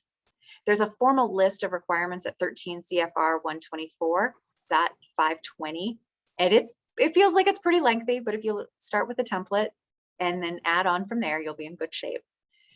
A second mentor-protege relationship will require special approval. And the idea there is if you're already in one mentor-protege agreement, you really probably should be focused on that and developing as much out of that experience as you can. There are certainly times and certainly reasons when it makes great sense why you would want to be in a second one at the same time. But if you're going to do that, the SBA usually will take a strong look to make sure that it's something that it makes sense for both parties. When you're forming a small business mentor protege joint venture, there are requirements that you have to follow. Big surprise, right? SBA regulations about the agreement are listed in two different sections. If you've got an 8A, it's in one section. If you've got just a regular small business, it's in a different section. Please do check those, because the joint venture itself has to, at a minimum, that agreement has to cover all of these items. The SBA does not review the joint venture agreement unless it's for a sole source 8A. So unlike the olden days where under anything 8A, the SBA had to review and approve everything, you don't have that same requirement now. It's just for the sole source. And one of the great things that is new that has come out of this is that both parties get to take credit for their past performance, experience, and capabilities. So as you have a joint venture that's making a bid or a proposal on something, and you as the prime don't have the experience, but your partner subcontractor has all this great past performance experience, well, now the contracting officer and the reviewing agency, evaluating agency has to consider that. So it's a really wonderful opportunity for expanding what you and your partners can do. Again, the limitations on subcontracting apply. We'll get to that in just a moment. And then, as I mentioned before, the performance of work also applies, which says the proteges must perform at least 40% of the substantive work when participating in a JV. On the flip side, that means, and when you're working with large businesses as your mentor, they're pretty eager for this, because that means that they can perform up to 60%. Doesn't necessarily mean they get 60%, but they can do up to 60. As long as you are doing your 40, that's the balance. They're doing it up to 60. And that's lucrative for them, because in a traditional prime subcontract, they can't do that much work. So this is beneficial for your large business. And so when you're there as a small business thinking, well, how do I push back on something? Or how do I make sure that I get a little bit extra out of this deal? There you go. That's the hook for you. They can get up to 60% of the work, but they can only do it because they've got you, a mentor protege, and a joint venture working together. So it takes a lot, but that's the benefit to them. Aaron, there's just one, if you could go back for 1 second to the last slide. There's one other point that I want to call people's attention to on this last 13 CFR 125.8. And that is that, notice there that the protege is supposed to do at least 40% of the substantive work when participating in a JV. If they get a contract, they may end up subcontracting out to others who are not members of the mentor protege joint venture subcontract amount. So when we talk about 40%, 60%, if the entire contract was going to be performed only by the joint venture, the protege would have to do 40% of the substantive work. That leaves a possible 60% for the large business. But if in fact you're going to end up subcontracting out, as many joint ventures do, to a number of subcontractors, then this 40% really becomes a lower part of the total work because it's 40% of what is left to be performed by the joint venture itself. So I just want to make sure that there's a clarification, because a lot of times there's going to be several subcontractors and they're going to be doing substantive work themselves. So this is for the balance. Great, thank you, Barbara. There's also the ability, this is a different type, so we're transitioning to yet another type of team that you can form, a non-mentor protege 8A joint venture. So this would just be an 8A joint venture, has nothing to do with the mentor protege program. It's still permissible, it's just not as common, you just don't see them as often. Because the 8A is a short program, as we said earlier, it's 9 years, 4 years at the beginning and 5 years toward the tail end. So you don't have a long runway. And so that means that not a lot of companies are taking advantage of this any longer because they've moved into the other programming. An 8A can enter into just a plain vanilla joint venture agreement with any other small business concern. And then because the 8A set-asides are now going to be eligible for the company, excuse me, let me back up for just a moment.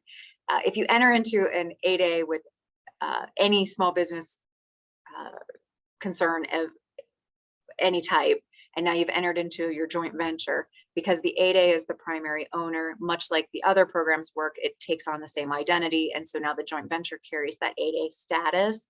And so it's the 8A joint venture that can then apply for and be approved for other awards. You still have to do a separate addendum to your joint venture agreement, and it still has to be approved by the SBA because it's not part of the mentor protege program. This is part of your just regular 8A requirements. If you're in the regular 8A requirement joint venture, only one of the joint venture parties has to be certified 8A. All of them can be, but they don't have to be. And it's permissible only where an 8A concern lacks necessary capacity to perform on its own, and the agreement is fair and equitable and will be a substantial benefit to the 8A. So that whole last paragraph, that's really about what the SBA is going to be looking for to make sure that it's supportive of that 8A company, that they're not being put in a position that they're just being used for their 8A status and that they're not really gaining something out of it. The 8A partner or the protege here must manage the contract. They must furnish the project manager, also must own the 51% of the joint venture, must perform 40% of the work that the joint venture is performing, and they will receive profits commensurate to work performed. Again, we've got a mistake here, so I do apologize. This will be again to the work that's performed, and that's required by the regulations under 13 CFR 121. It's very specific, excuse me, 124. It's very specific that you have to follow the JV agreement, and I even gave you the label here, the citation, 13 CFR 124.513 Charlie 1 through 12. So it's all laid out there for you. They're very similar to what you'll see in the mentor protege side, but again, these are the specific ones for the 8A. JVs that are separate legal entities, again, can only have administrative personnel, can't be independently populated or populated with personnel. Pros and cons. So you've got a joint venture agreement. What are the pros? Well, you've got co-management and you've got sharing of profits commensurate to the work performed. You have equal partners that are not in a tiered relationship. And then you have, in many instances, favorable tax treatment if you have a partnership. But what are the cons? The agreements generally have to be formed before you bid so that when you go to your proposal phase, you're bidding in the name of your joint venture. It doesn't necessarily have to be incorporated as an entity, a separate legal entity, but you at least have to know what you're doing, what your entity looks like, or what your little p partnership looks like. When you are working together, you could have some co-management problems. You don't always have both parties seeing eye to eye. In the mentor protege style, you have the 51% ownership, which means that the protege is usually the one that gets to be the tiebreaker and can make those final forceful decisions. Sometimes that's not easy. And sometimes that creates a little bit of bad blood between the parties. So just be aware of that. You also have to share the losses. So just like you share the profits, you share the losses. And then it can also create some legal problems around whether or not you'll be jointly and severally liable for the acts of the joint venture, up to and including criminal acts. So think really carefully about who your partner is going to be. The mentor protege joint venture agreement, some pros and cons here. The large businesses are now allowed to participate with a small business set aside without a finding of affiliation. That is an incredible pro. It helps small businesses win larger projects, and it helps larger business have access to a greater percentage of those set asides that both Barbara and I talked about. But it comes with some cons, and those are that there's additional regulation and a lot of scrutiny. There's a lot more people that are paying attention to it. And as we discussed earlier, just the simple things like not putting joint venture in your name can create a size protest or two in some instances. So just things to be aware of there. And also non-compliance by the mentor, as determined by the SBA, can lead to suspension or debarment. So then what should you consider? And actually, I'm just about there and just about ready to turn it back over to Barbara. So one more slide from me. What should you consider as you're thinking about forming your team? What are your different options? Well, we've marched through quite a few of them here, and you have CTAs, you have joint ventures. You have to think about whether you want a vertical team, you want a horizontal team. You want to think about your relationship with the government, and you want to think about what your prime contract responsibilities are going to be, and whether or not you want to enter into a separate legal entity, whether or not you want to have an LLC or a corporation.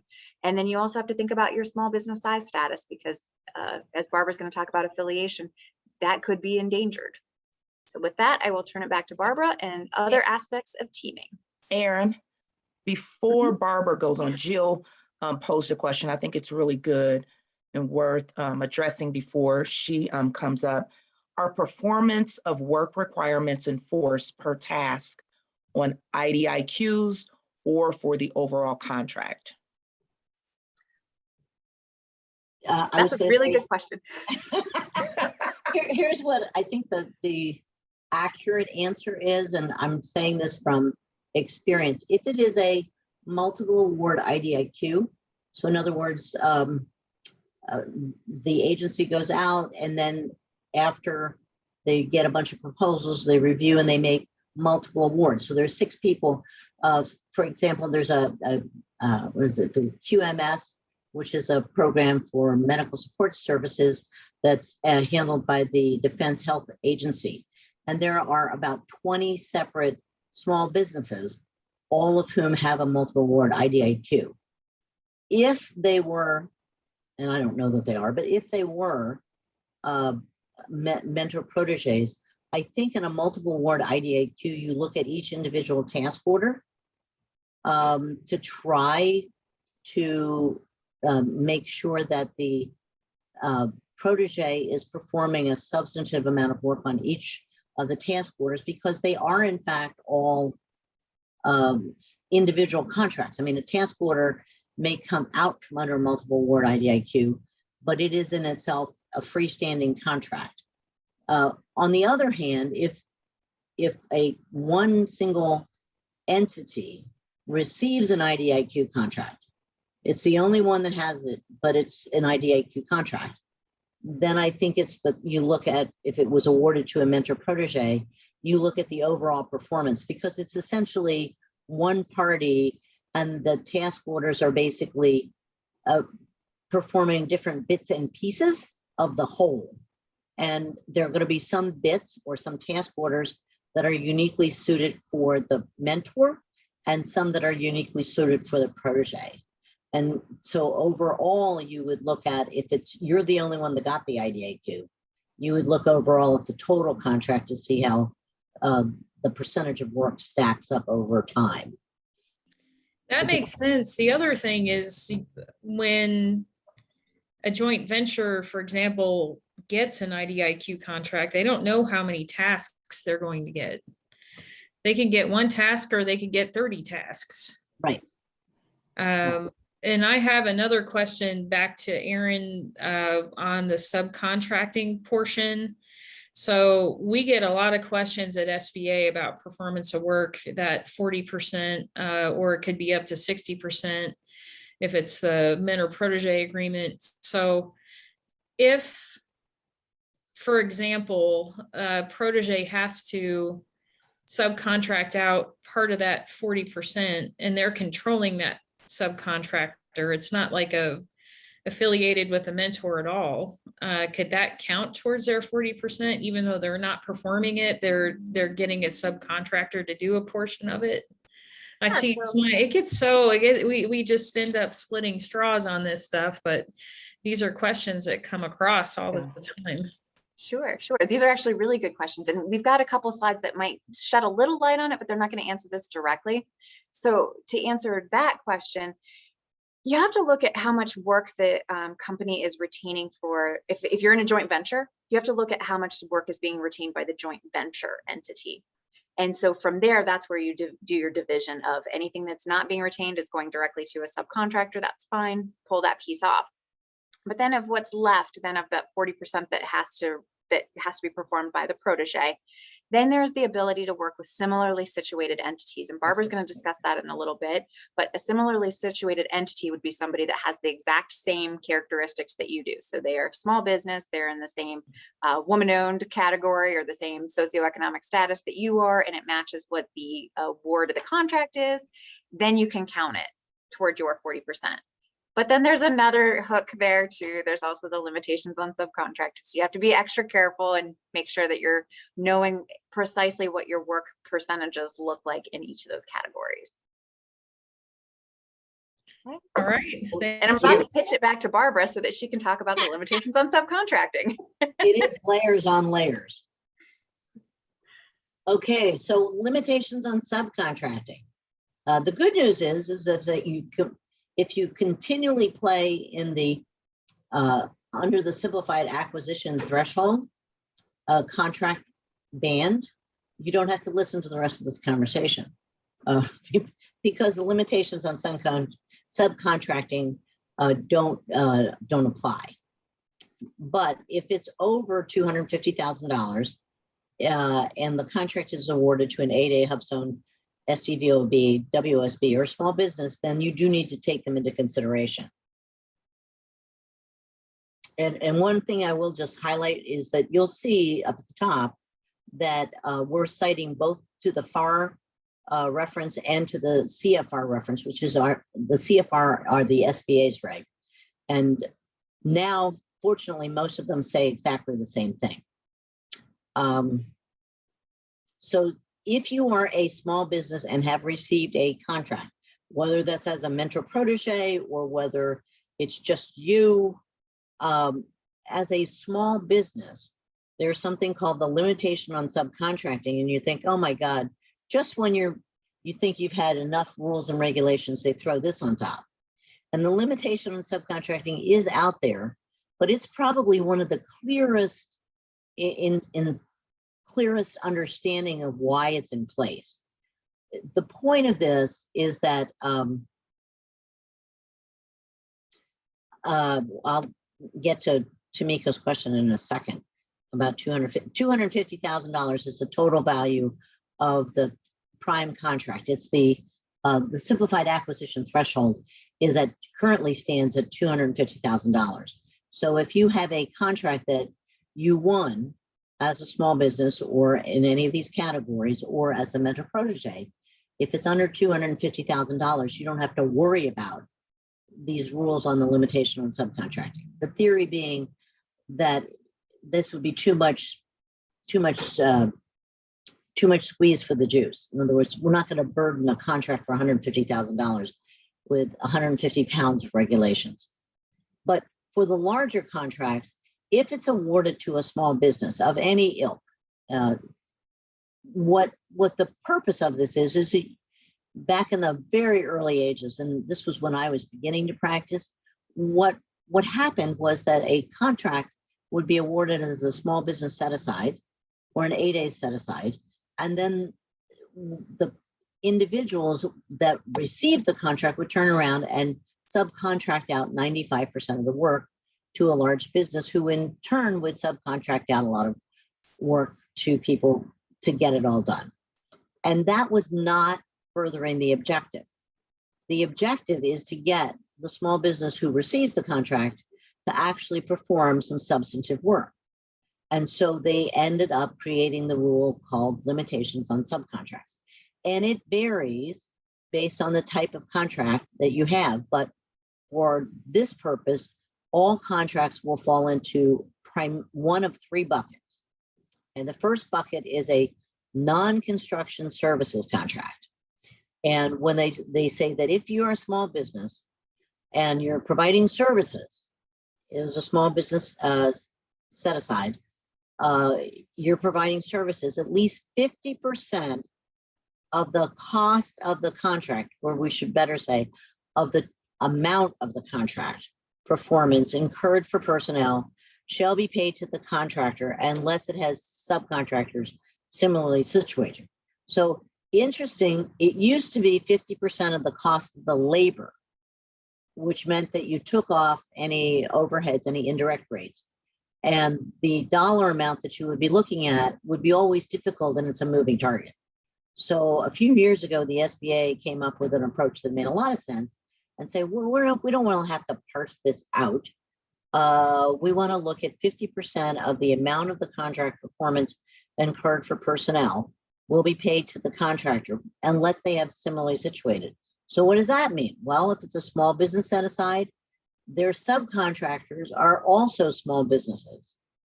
That's similarly situated. So in that case, they can actually do a smaller percentage than the 50%. And see, this is what it came about as a part of the 2013 National Defense Authorization Act. And they basically came up with this concept. Now, the important thing to remember is, so if it's a small business set aside, you can have small business subcontractors. What does that mean?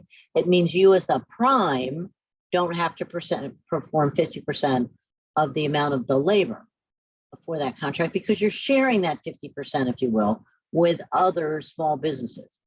If it is, however, a hub zone, then the only subcontractor that would be similarly situated would be if you had another hub zone subcontractor, in which case that 50% can be split between or among all the hub zone subcontractors and yourself as the prime.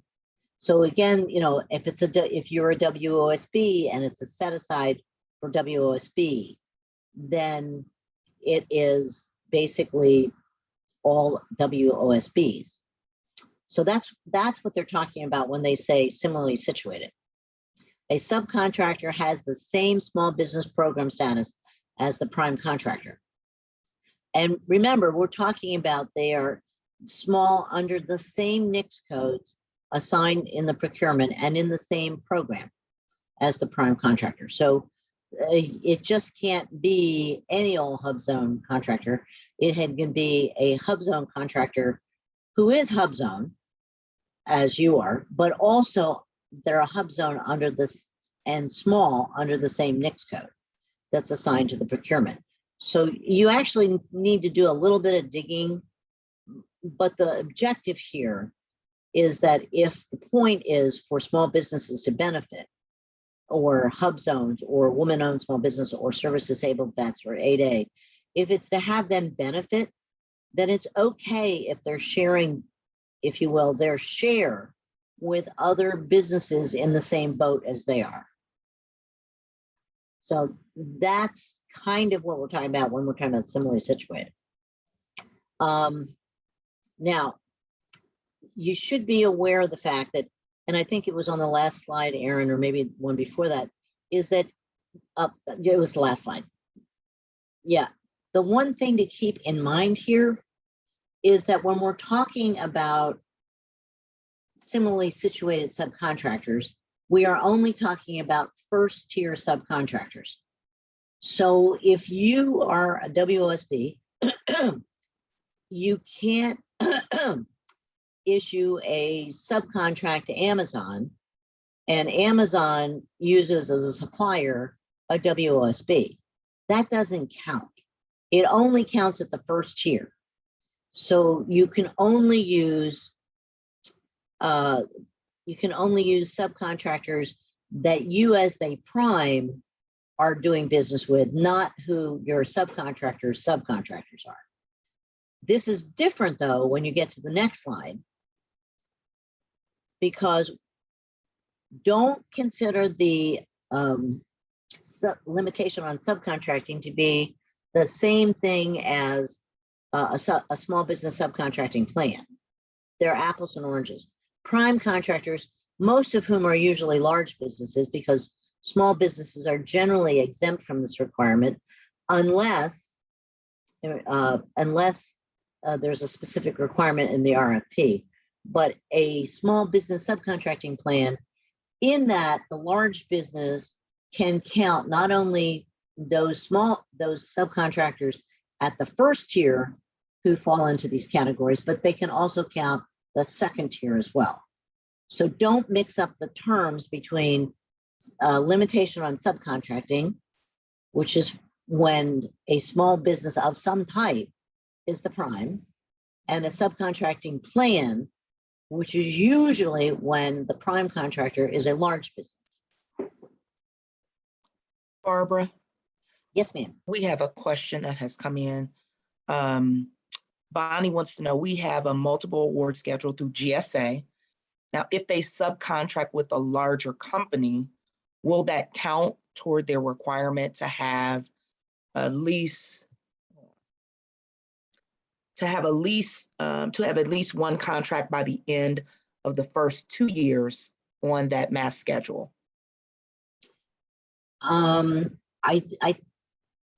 Yes, GSA has a requirement now that once you get a multiple award schedule, if you never use it, then they take it away, because the point of it is to have it and to use it.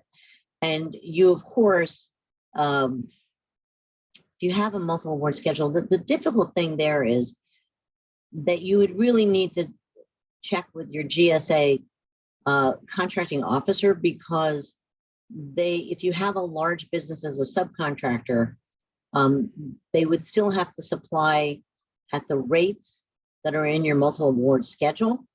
And they may not consider that to be appropriate, depending upon the size of the order that you're talking about. So you really need to, that's something that when we start getting SBA regs on top of FAR regs, on top of GSA multiple award schedule regs, it can be a very deep dive. And GSA is so peculiar in some regards that you really do need to run it by them.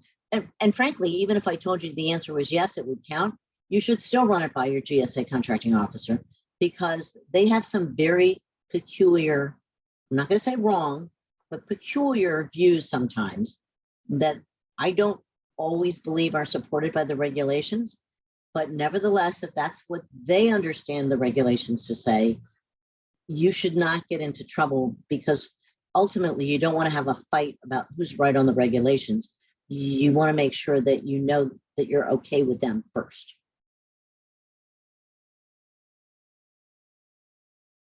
I think that. Okay, so affiliation gets into another deep, dark cesspool of confusion when it comes to a business's size.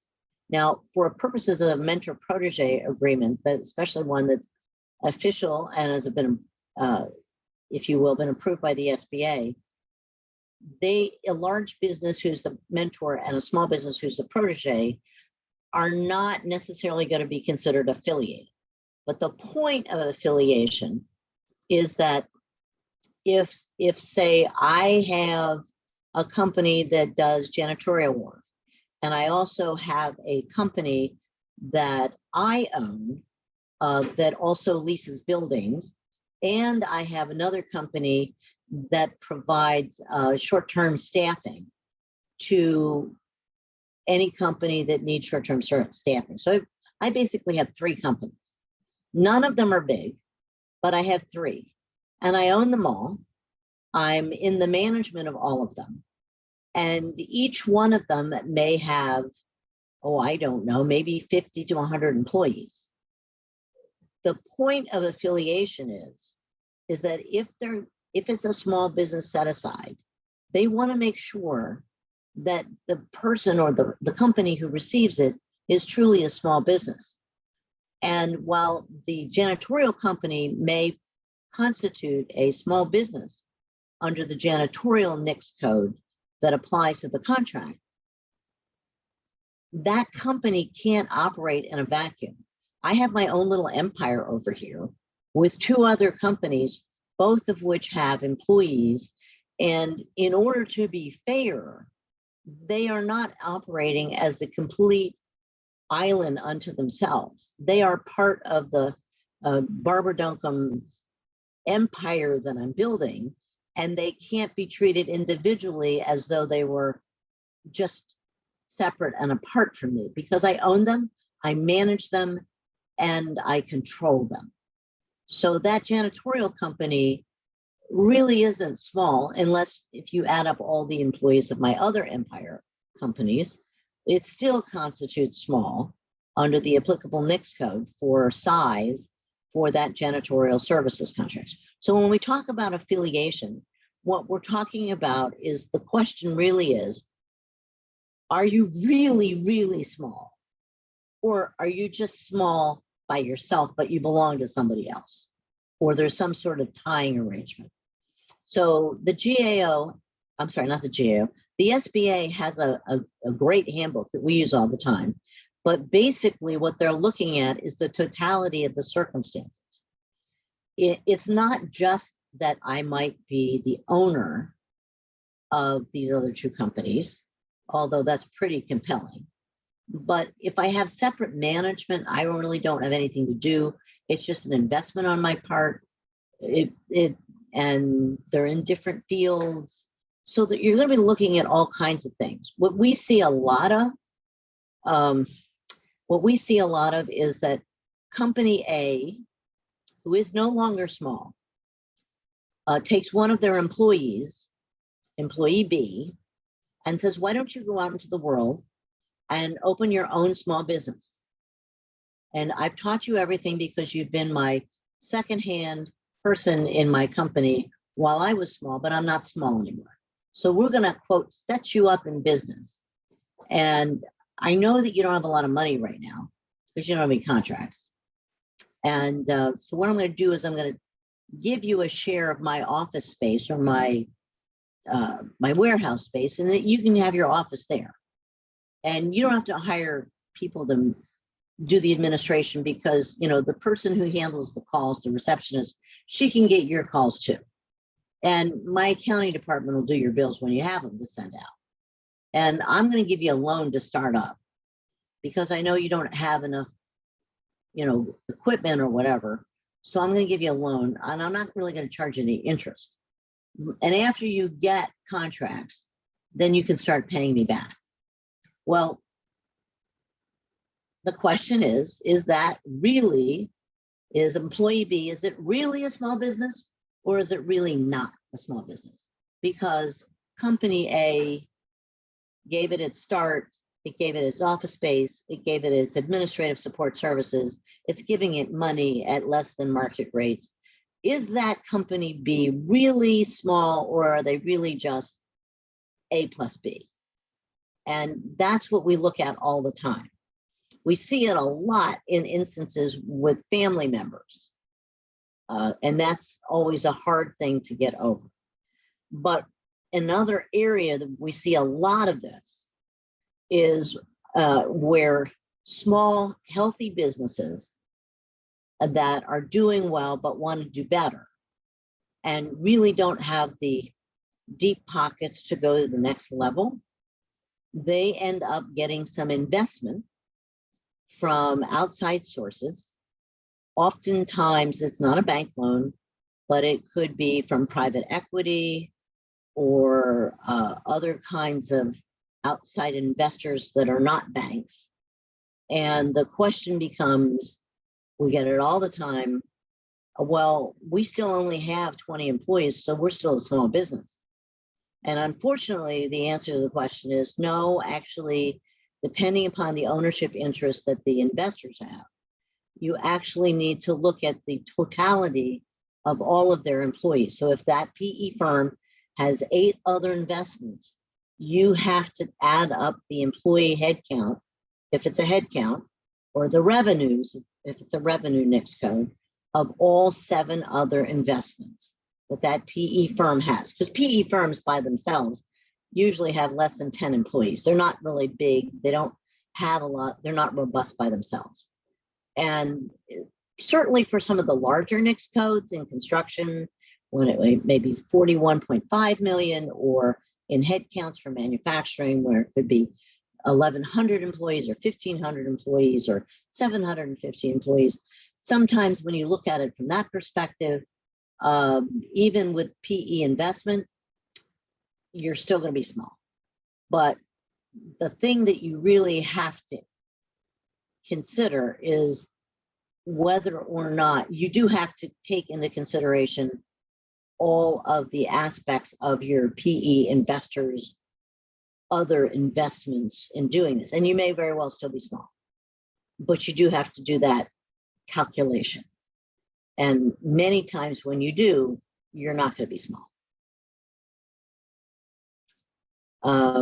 And then another aspect of affiliation is and I don't know who comes up with these words, but we have what is ostensible subcontractor rule. And the ostensible subcontractor rule is that if you just use, like Aaron had talked about before, just a routine teaming agreement where the small business or the women-owned small business or whatever is going to be the prime contractor, and the large business or the larger business is going to be a subcontractor. And that works well. And you develop a relationship of trust. You still have to be careful if you're the small business. Remember that age-old saying when they told you, as when you were children, either your grandparent or your parent said to you at one point, don't put all your eggs in one basket. Because if you fall, they're all going to be broken. And you want to save some. So don't put all your eggs in one basket. So if you team with a large business where the small business is the prime and the large business is a subcontractor, the problem that you run into is, I'm trying to check the time. The problem you run into is that if you build a good relationship of trust, you start relying on that big business, and you just do project after project after project. And what will be challenged is whether or not that subcontractor ostensibly has the ability to control the small business, because without them, the small business would be lost. And so you have to keep, if you're the small business, you have to keep in mind, even though I'm building trust with this company, I can't put all my eggs in one basket, because at a certain point in time, my competitors are going to say, you're not really small. You're really just an adjunct of this large business who repeatedly is your subcontractor. So that's the other ostensible. And what do we have left, Aaron? Anything? Just two more quick slides and then a quick summary for everyone, or two more quick topics, if you don't mind.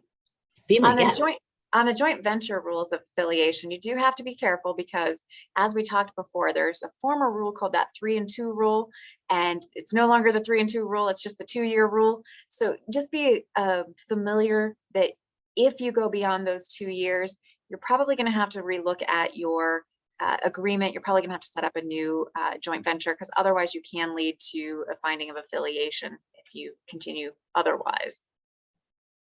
The regulations are pretty clear and straightforward.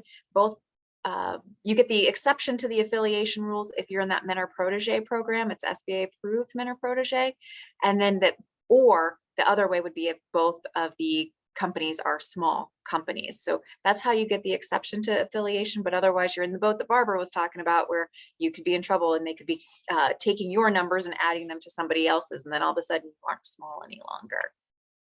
And then we threw this one in here because it's really important, but it's something that's coming fast and quick. If you are in a revenue category a NAICS category that measures based upon your revenue, so this is not the employee revenues that some other folks have already mentioned today. If you're in that revenue category, there is a new way that the SBA is going to be calculating what that looks like. It's not exactly brand new. It's been around for a little while. And it used to be that you could do a 3-year, or you used to only do a 3-year look back. And then in 2018, it changed. And then you had the opportunity to do either a 3-year or a 5-year look back. And that could really make a big difference for your company. one of the things that the SBA wanted to do was extend the runway by giving you 5 years of look back instead. And so if you're a growing company, this is really helpful for you, because now you're taking your revenue and dividing by 5 instead of taking your revenue and dividing by 3. And so it's more likely that you're going to be able to fit under your NAICS category. This doesn't always work for everybody. If you're a company that's been doing, had like a breakout year, this can really affect you. But if you are somebody that's kind of steadily building on the upswing, then you should be in good shape, and this should be really helpful. Because there was an interim time frame there where the choice was left to you, either 3 years or 5 years, the SBA regulations have stated that now you only have the 5-year runway starting in January 2022. It used to be you could pick for a brief time, you've been able to pick, but now starting very soon in January, everybody will shift over to that 5 year. So no longer have that option of the 3 year. So make sure that as you're looking forward, you're doing all your calculations and you're thinking about all the people that you might want to team with, that you're thinking about that too, because that could change some things for some folks if they've been under this grandfathered area where they were able to use 3 years and that benefited them. So just think that part through too. Best practices, I think Barbara and I have pretty much nailed those as we've been going along. We've talked to you extensively about our experiences and what we've seen, and we've also gotten to hear from Jill and Shonda about some things that they've seen in areas that can be a challenge for small businesses. So, well, what should you choose? Well, it depends. I hate to give you the lawyer answer, and I'll take this slide so Barbara doesn't have to. It depends. It always depends. You need to just think about your own situation, where you're at, where your company's at, who your partners look like, who your potential partners look like. We've marched through not a lot of information, so you kind of have a good sense of what types of questions you should be asking and what you should be looking at. And then here's basically what your options look like. Do you want to get into a teaming agreement with a subcontract? Do you want to be in a contractor teaming arrangement where everybody's equal? Do you want to be in a joint venture that has a mentor protege so that you can take advantage of that small business and large business working together and not being affiliated? Or do you want to be in just a generic joint venture because it makes the most sense for you guys? So lots of things to think through there. We know that we're over time by 14 minutes and we apologize, but if you have additional questions, we're still here. We can hang out for additional ones. You can always feel free to reach out to either me or Barbara. And I don't know, Shonda, do we have any more questions that we didn't get to yet? Thank you so much. It was great. It looks like one just came in. Oh no, this is actually a compliment. This has been one of the best and most informative webinars. Great info. Thank you so much. And yeah, I definitely want to echo that. If somebody does have one, I know we are over, but it definitely has been well worth it. If you do have a quick question, if you want to go ahead and type it in, we'll see if we can get it before we close out. Yes, we will send out the slides. I think there were a couple of things maybe that we'll ask Aaron and Barbara to make some updates on, and then we can send them out on Monday. And then also, this is being recorded, so the link will be housed on PTAC's website. And now not only will the presentation be on the website, but then also I do believe that Sharon is also adding the slides as well. So you can always, and so maybe Sharon, if you can put in the chat the link, where they can find the link. Yes, and Sharon Smith, thank you, the statewide PTAC, fabulous presentation. I'd like to go on record. I think they would be a great recommendation to present at APTAC, the Association of Procurement Technical Assistance Centers, where all of the PTAC counselors around the country, they have training in DC in the fall, and then they have trainings in the spring that travels. And so I'm suggesting to both Sharon Smith and Sharon Hopkins, maybe you can put their names in as potential presenters for the APTAC group, and they can present for all of the PTAC counselors around the country, because I think they're absolutely fabulous. Great information today. No need for a recap. I think great. I think Barbara had a great analogy that she offered for affiliation, and just great information overall. Thank you so much, both Barbara and Aaron.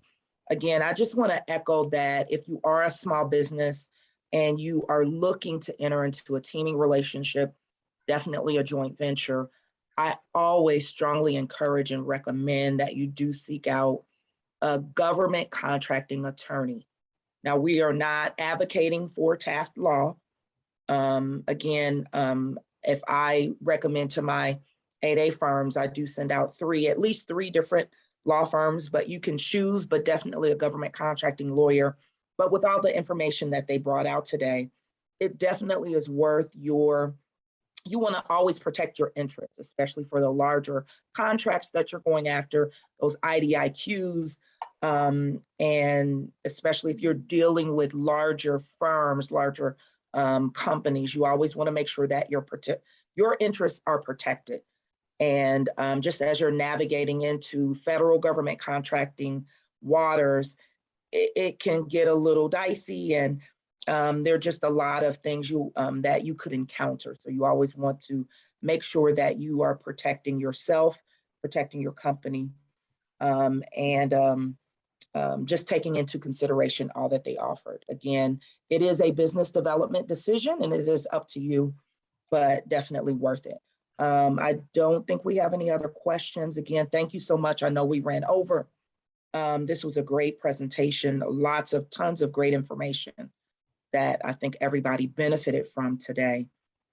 So we will post, I think this will probably get posted by early next week on PTAC's website, and then we'll also send out the slides early next week to everyone. Again, thank you for your time. We are planning to do another session to wrap up the fiscal year on the 23rd, September 23rd, on SBA legislative updates for the small business programs. They kind of touched on some of those updates today throughout their presentation, but we're hoping to present that next in 2 weeks on the 23rd from 10 to 12. So hopefully you can join us. Again, we're grateful to have a wonderful partnership with PTAC to put on these trainings for small businesses to help you navigate if you are a seasoned government contractor, or if you're looking to do business with the federal government.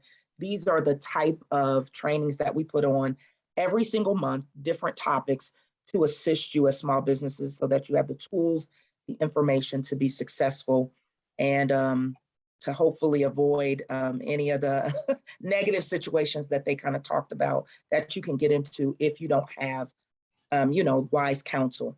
So again, thank you so much, Barbara and Aaron. Hopefully we can, I'm just throwing this out there early, we can get you to come back next fiscal year and present on another topic. If that works for you, hopefully we'll be able to get you back. Yep, always happy to help. Okay. Well, next fiscal year that begins in 2 weeks, right? It begins in 2 weeks, but we won't put you on the spot that early. We'll give you a little bit of time. But yes, Okay. It does begin in 2 weeks. I can't believe it. Thank you again, everybody. We ran over just a little bit today, but I think you can agree it was definitely well worth it. Thanks. Thank All right, you. I have a appreciate your wonderful day. Thanks for having us. Thanks See you. again, everybody. Have a wonderful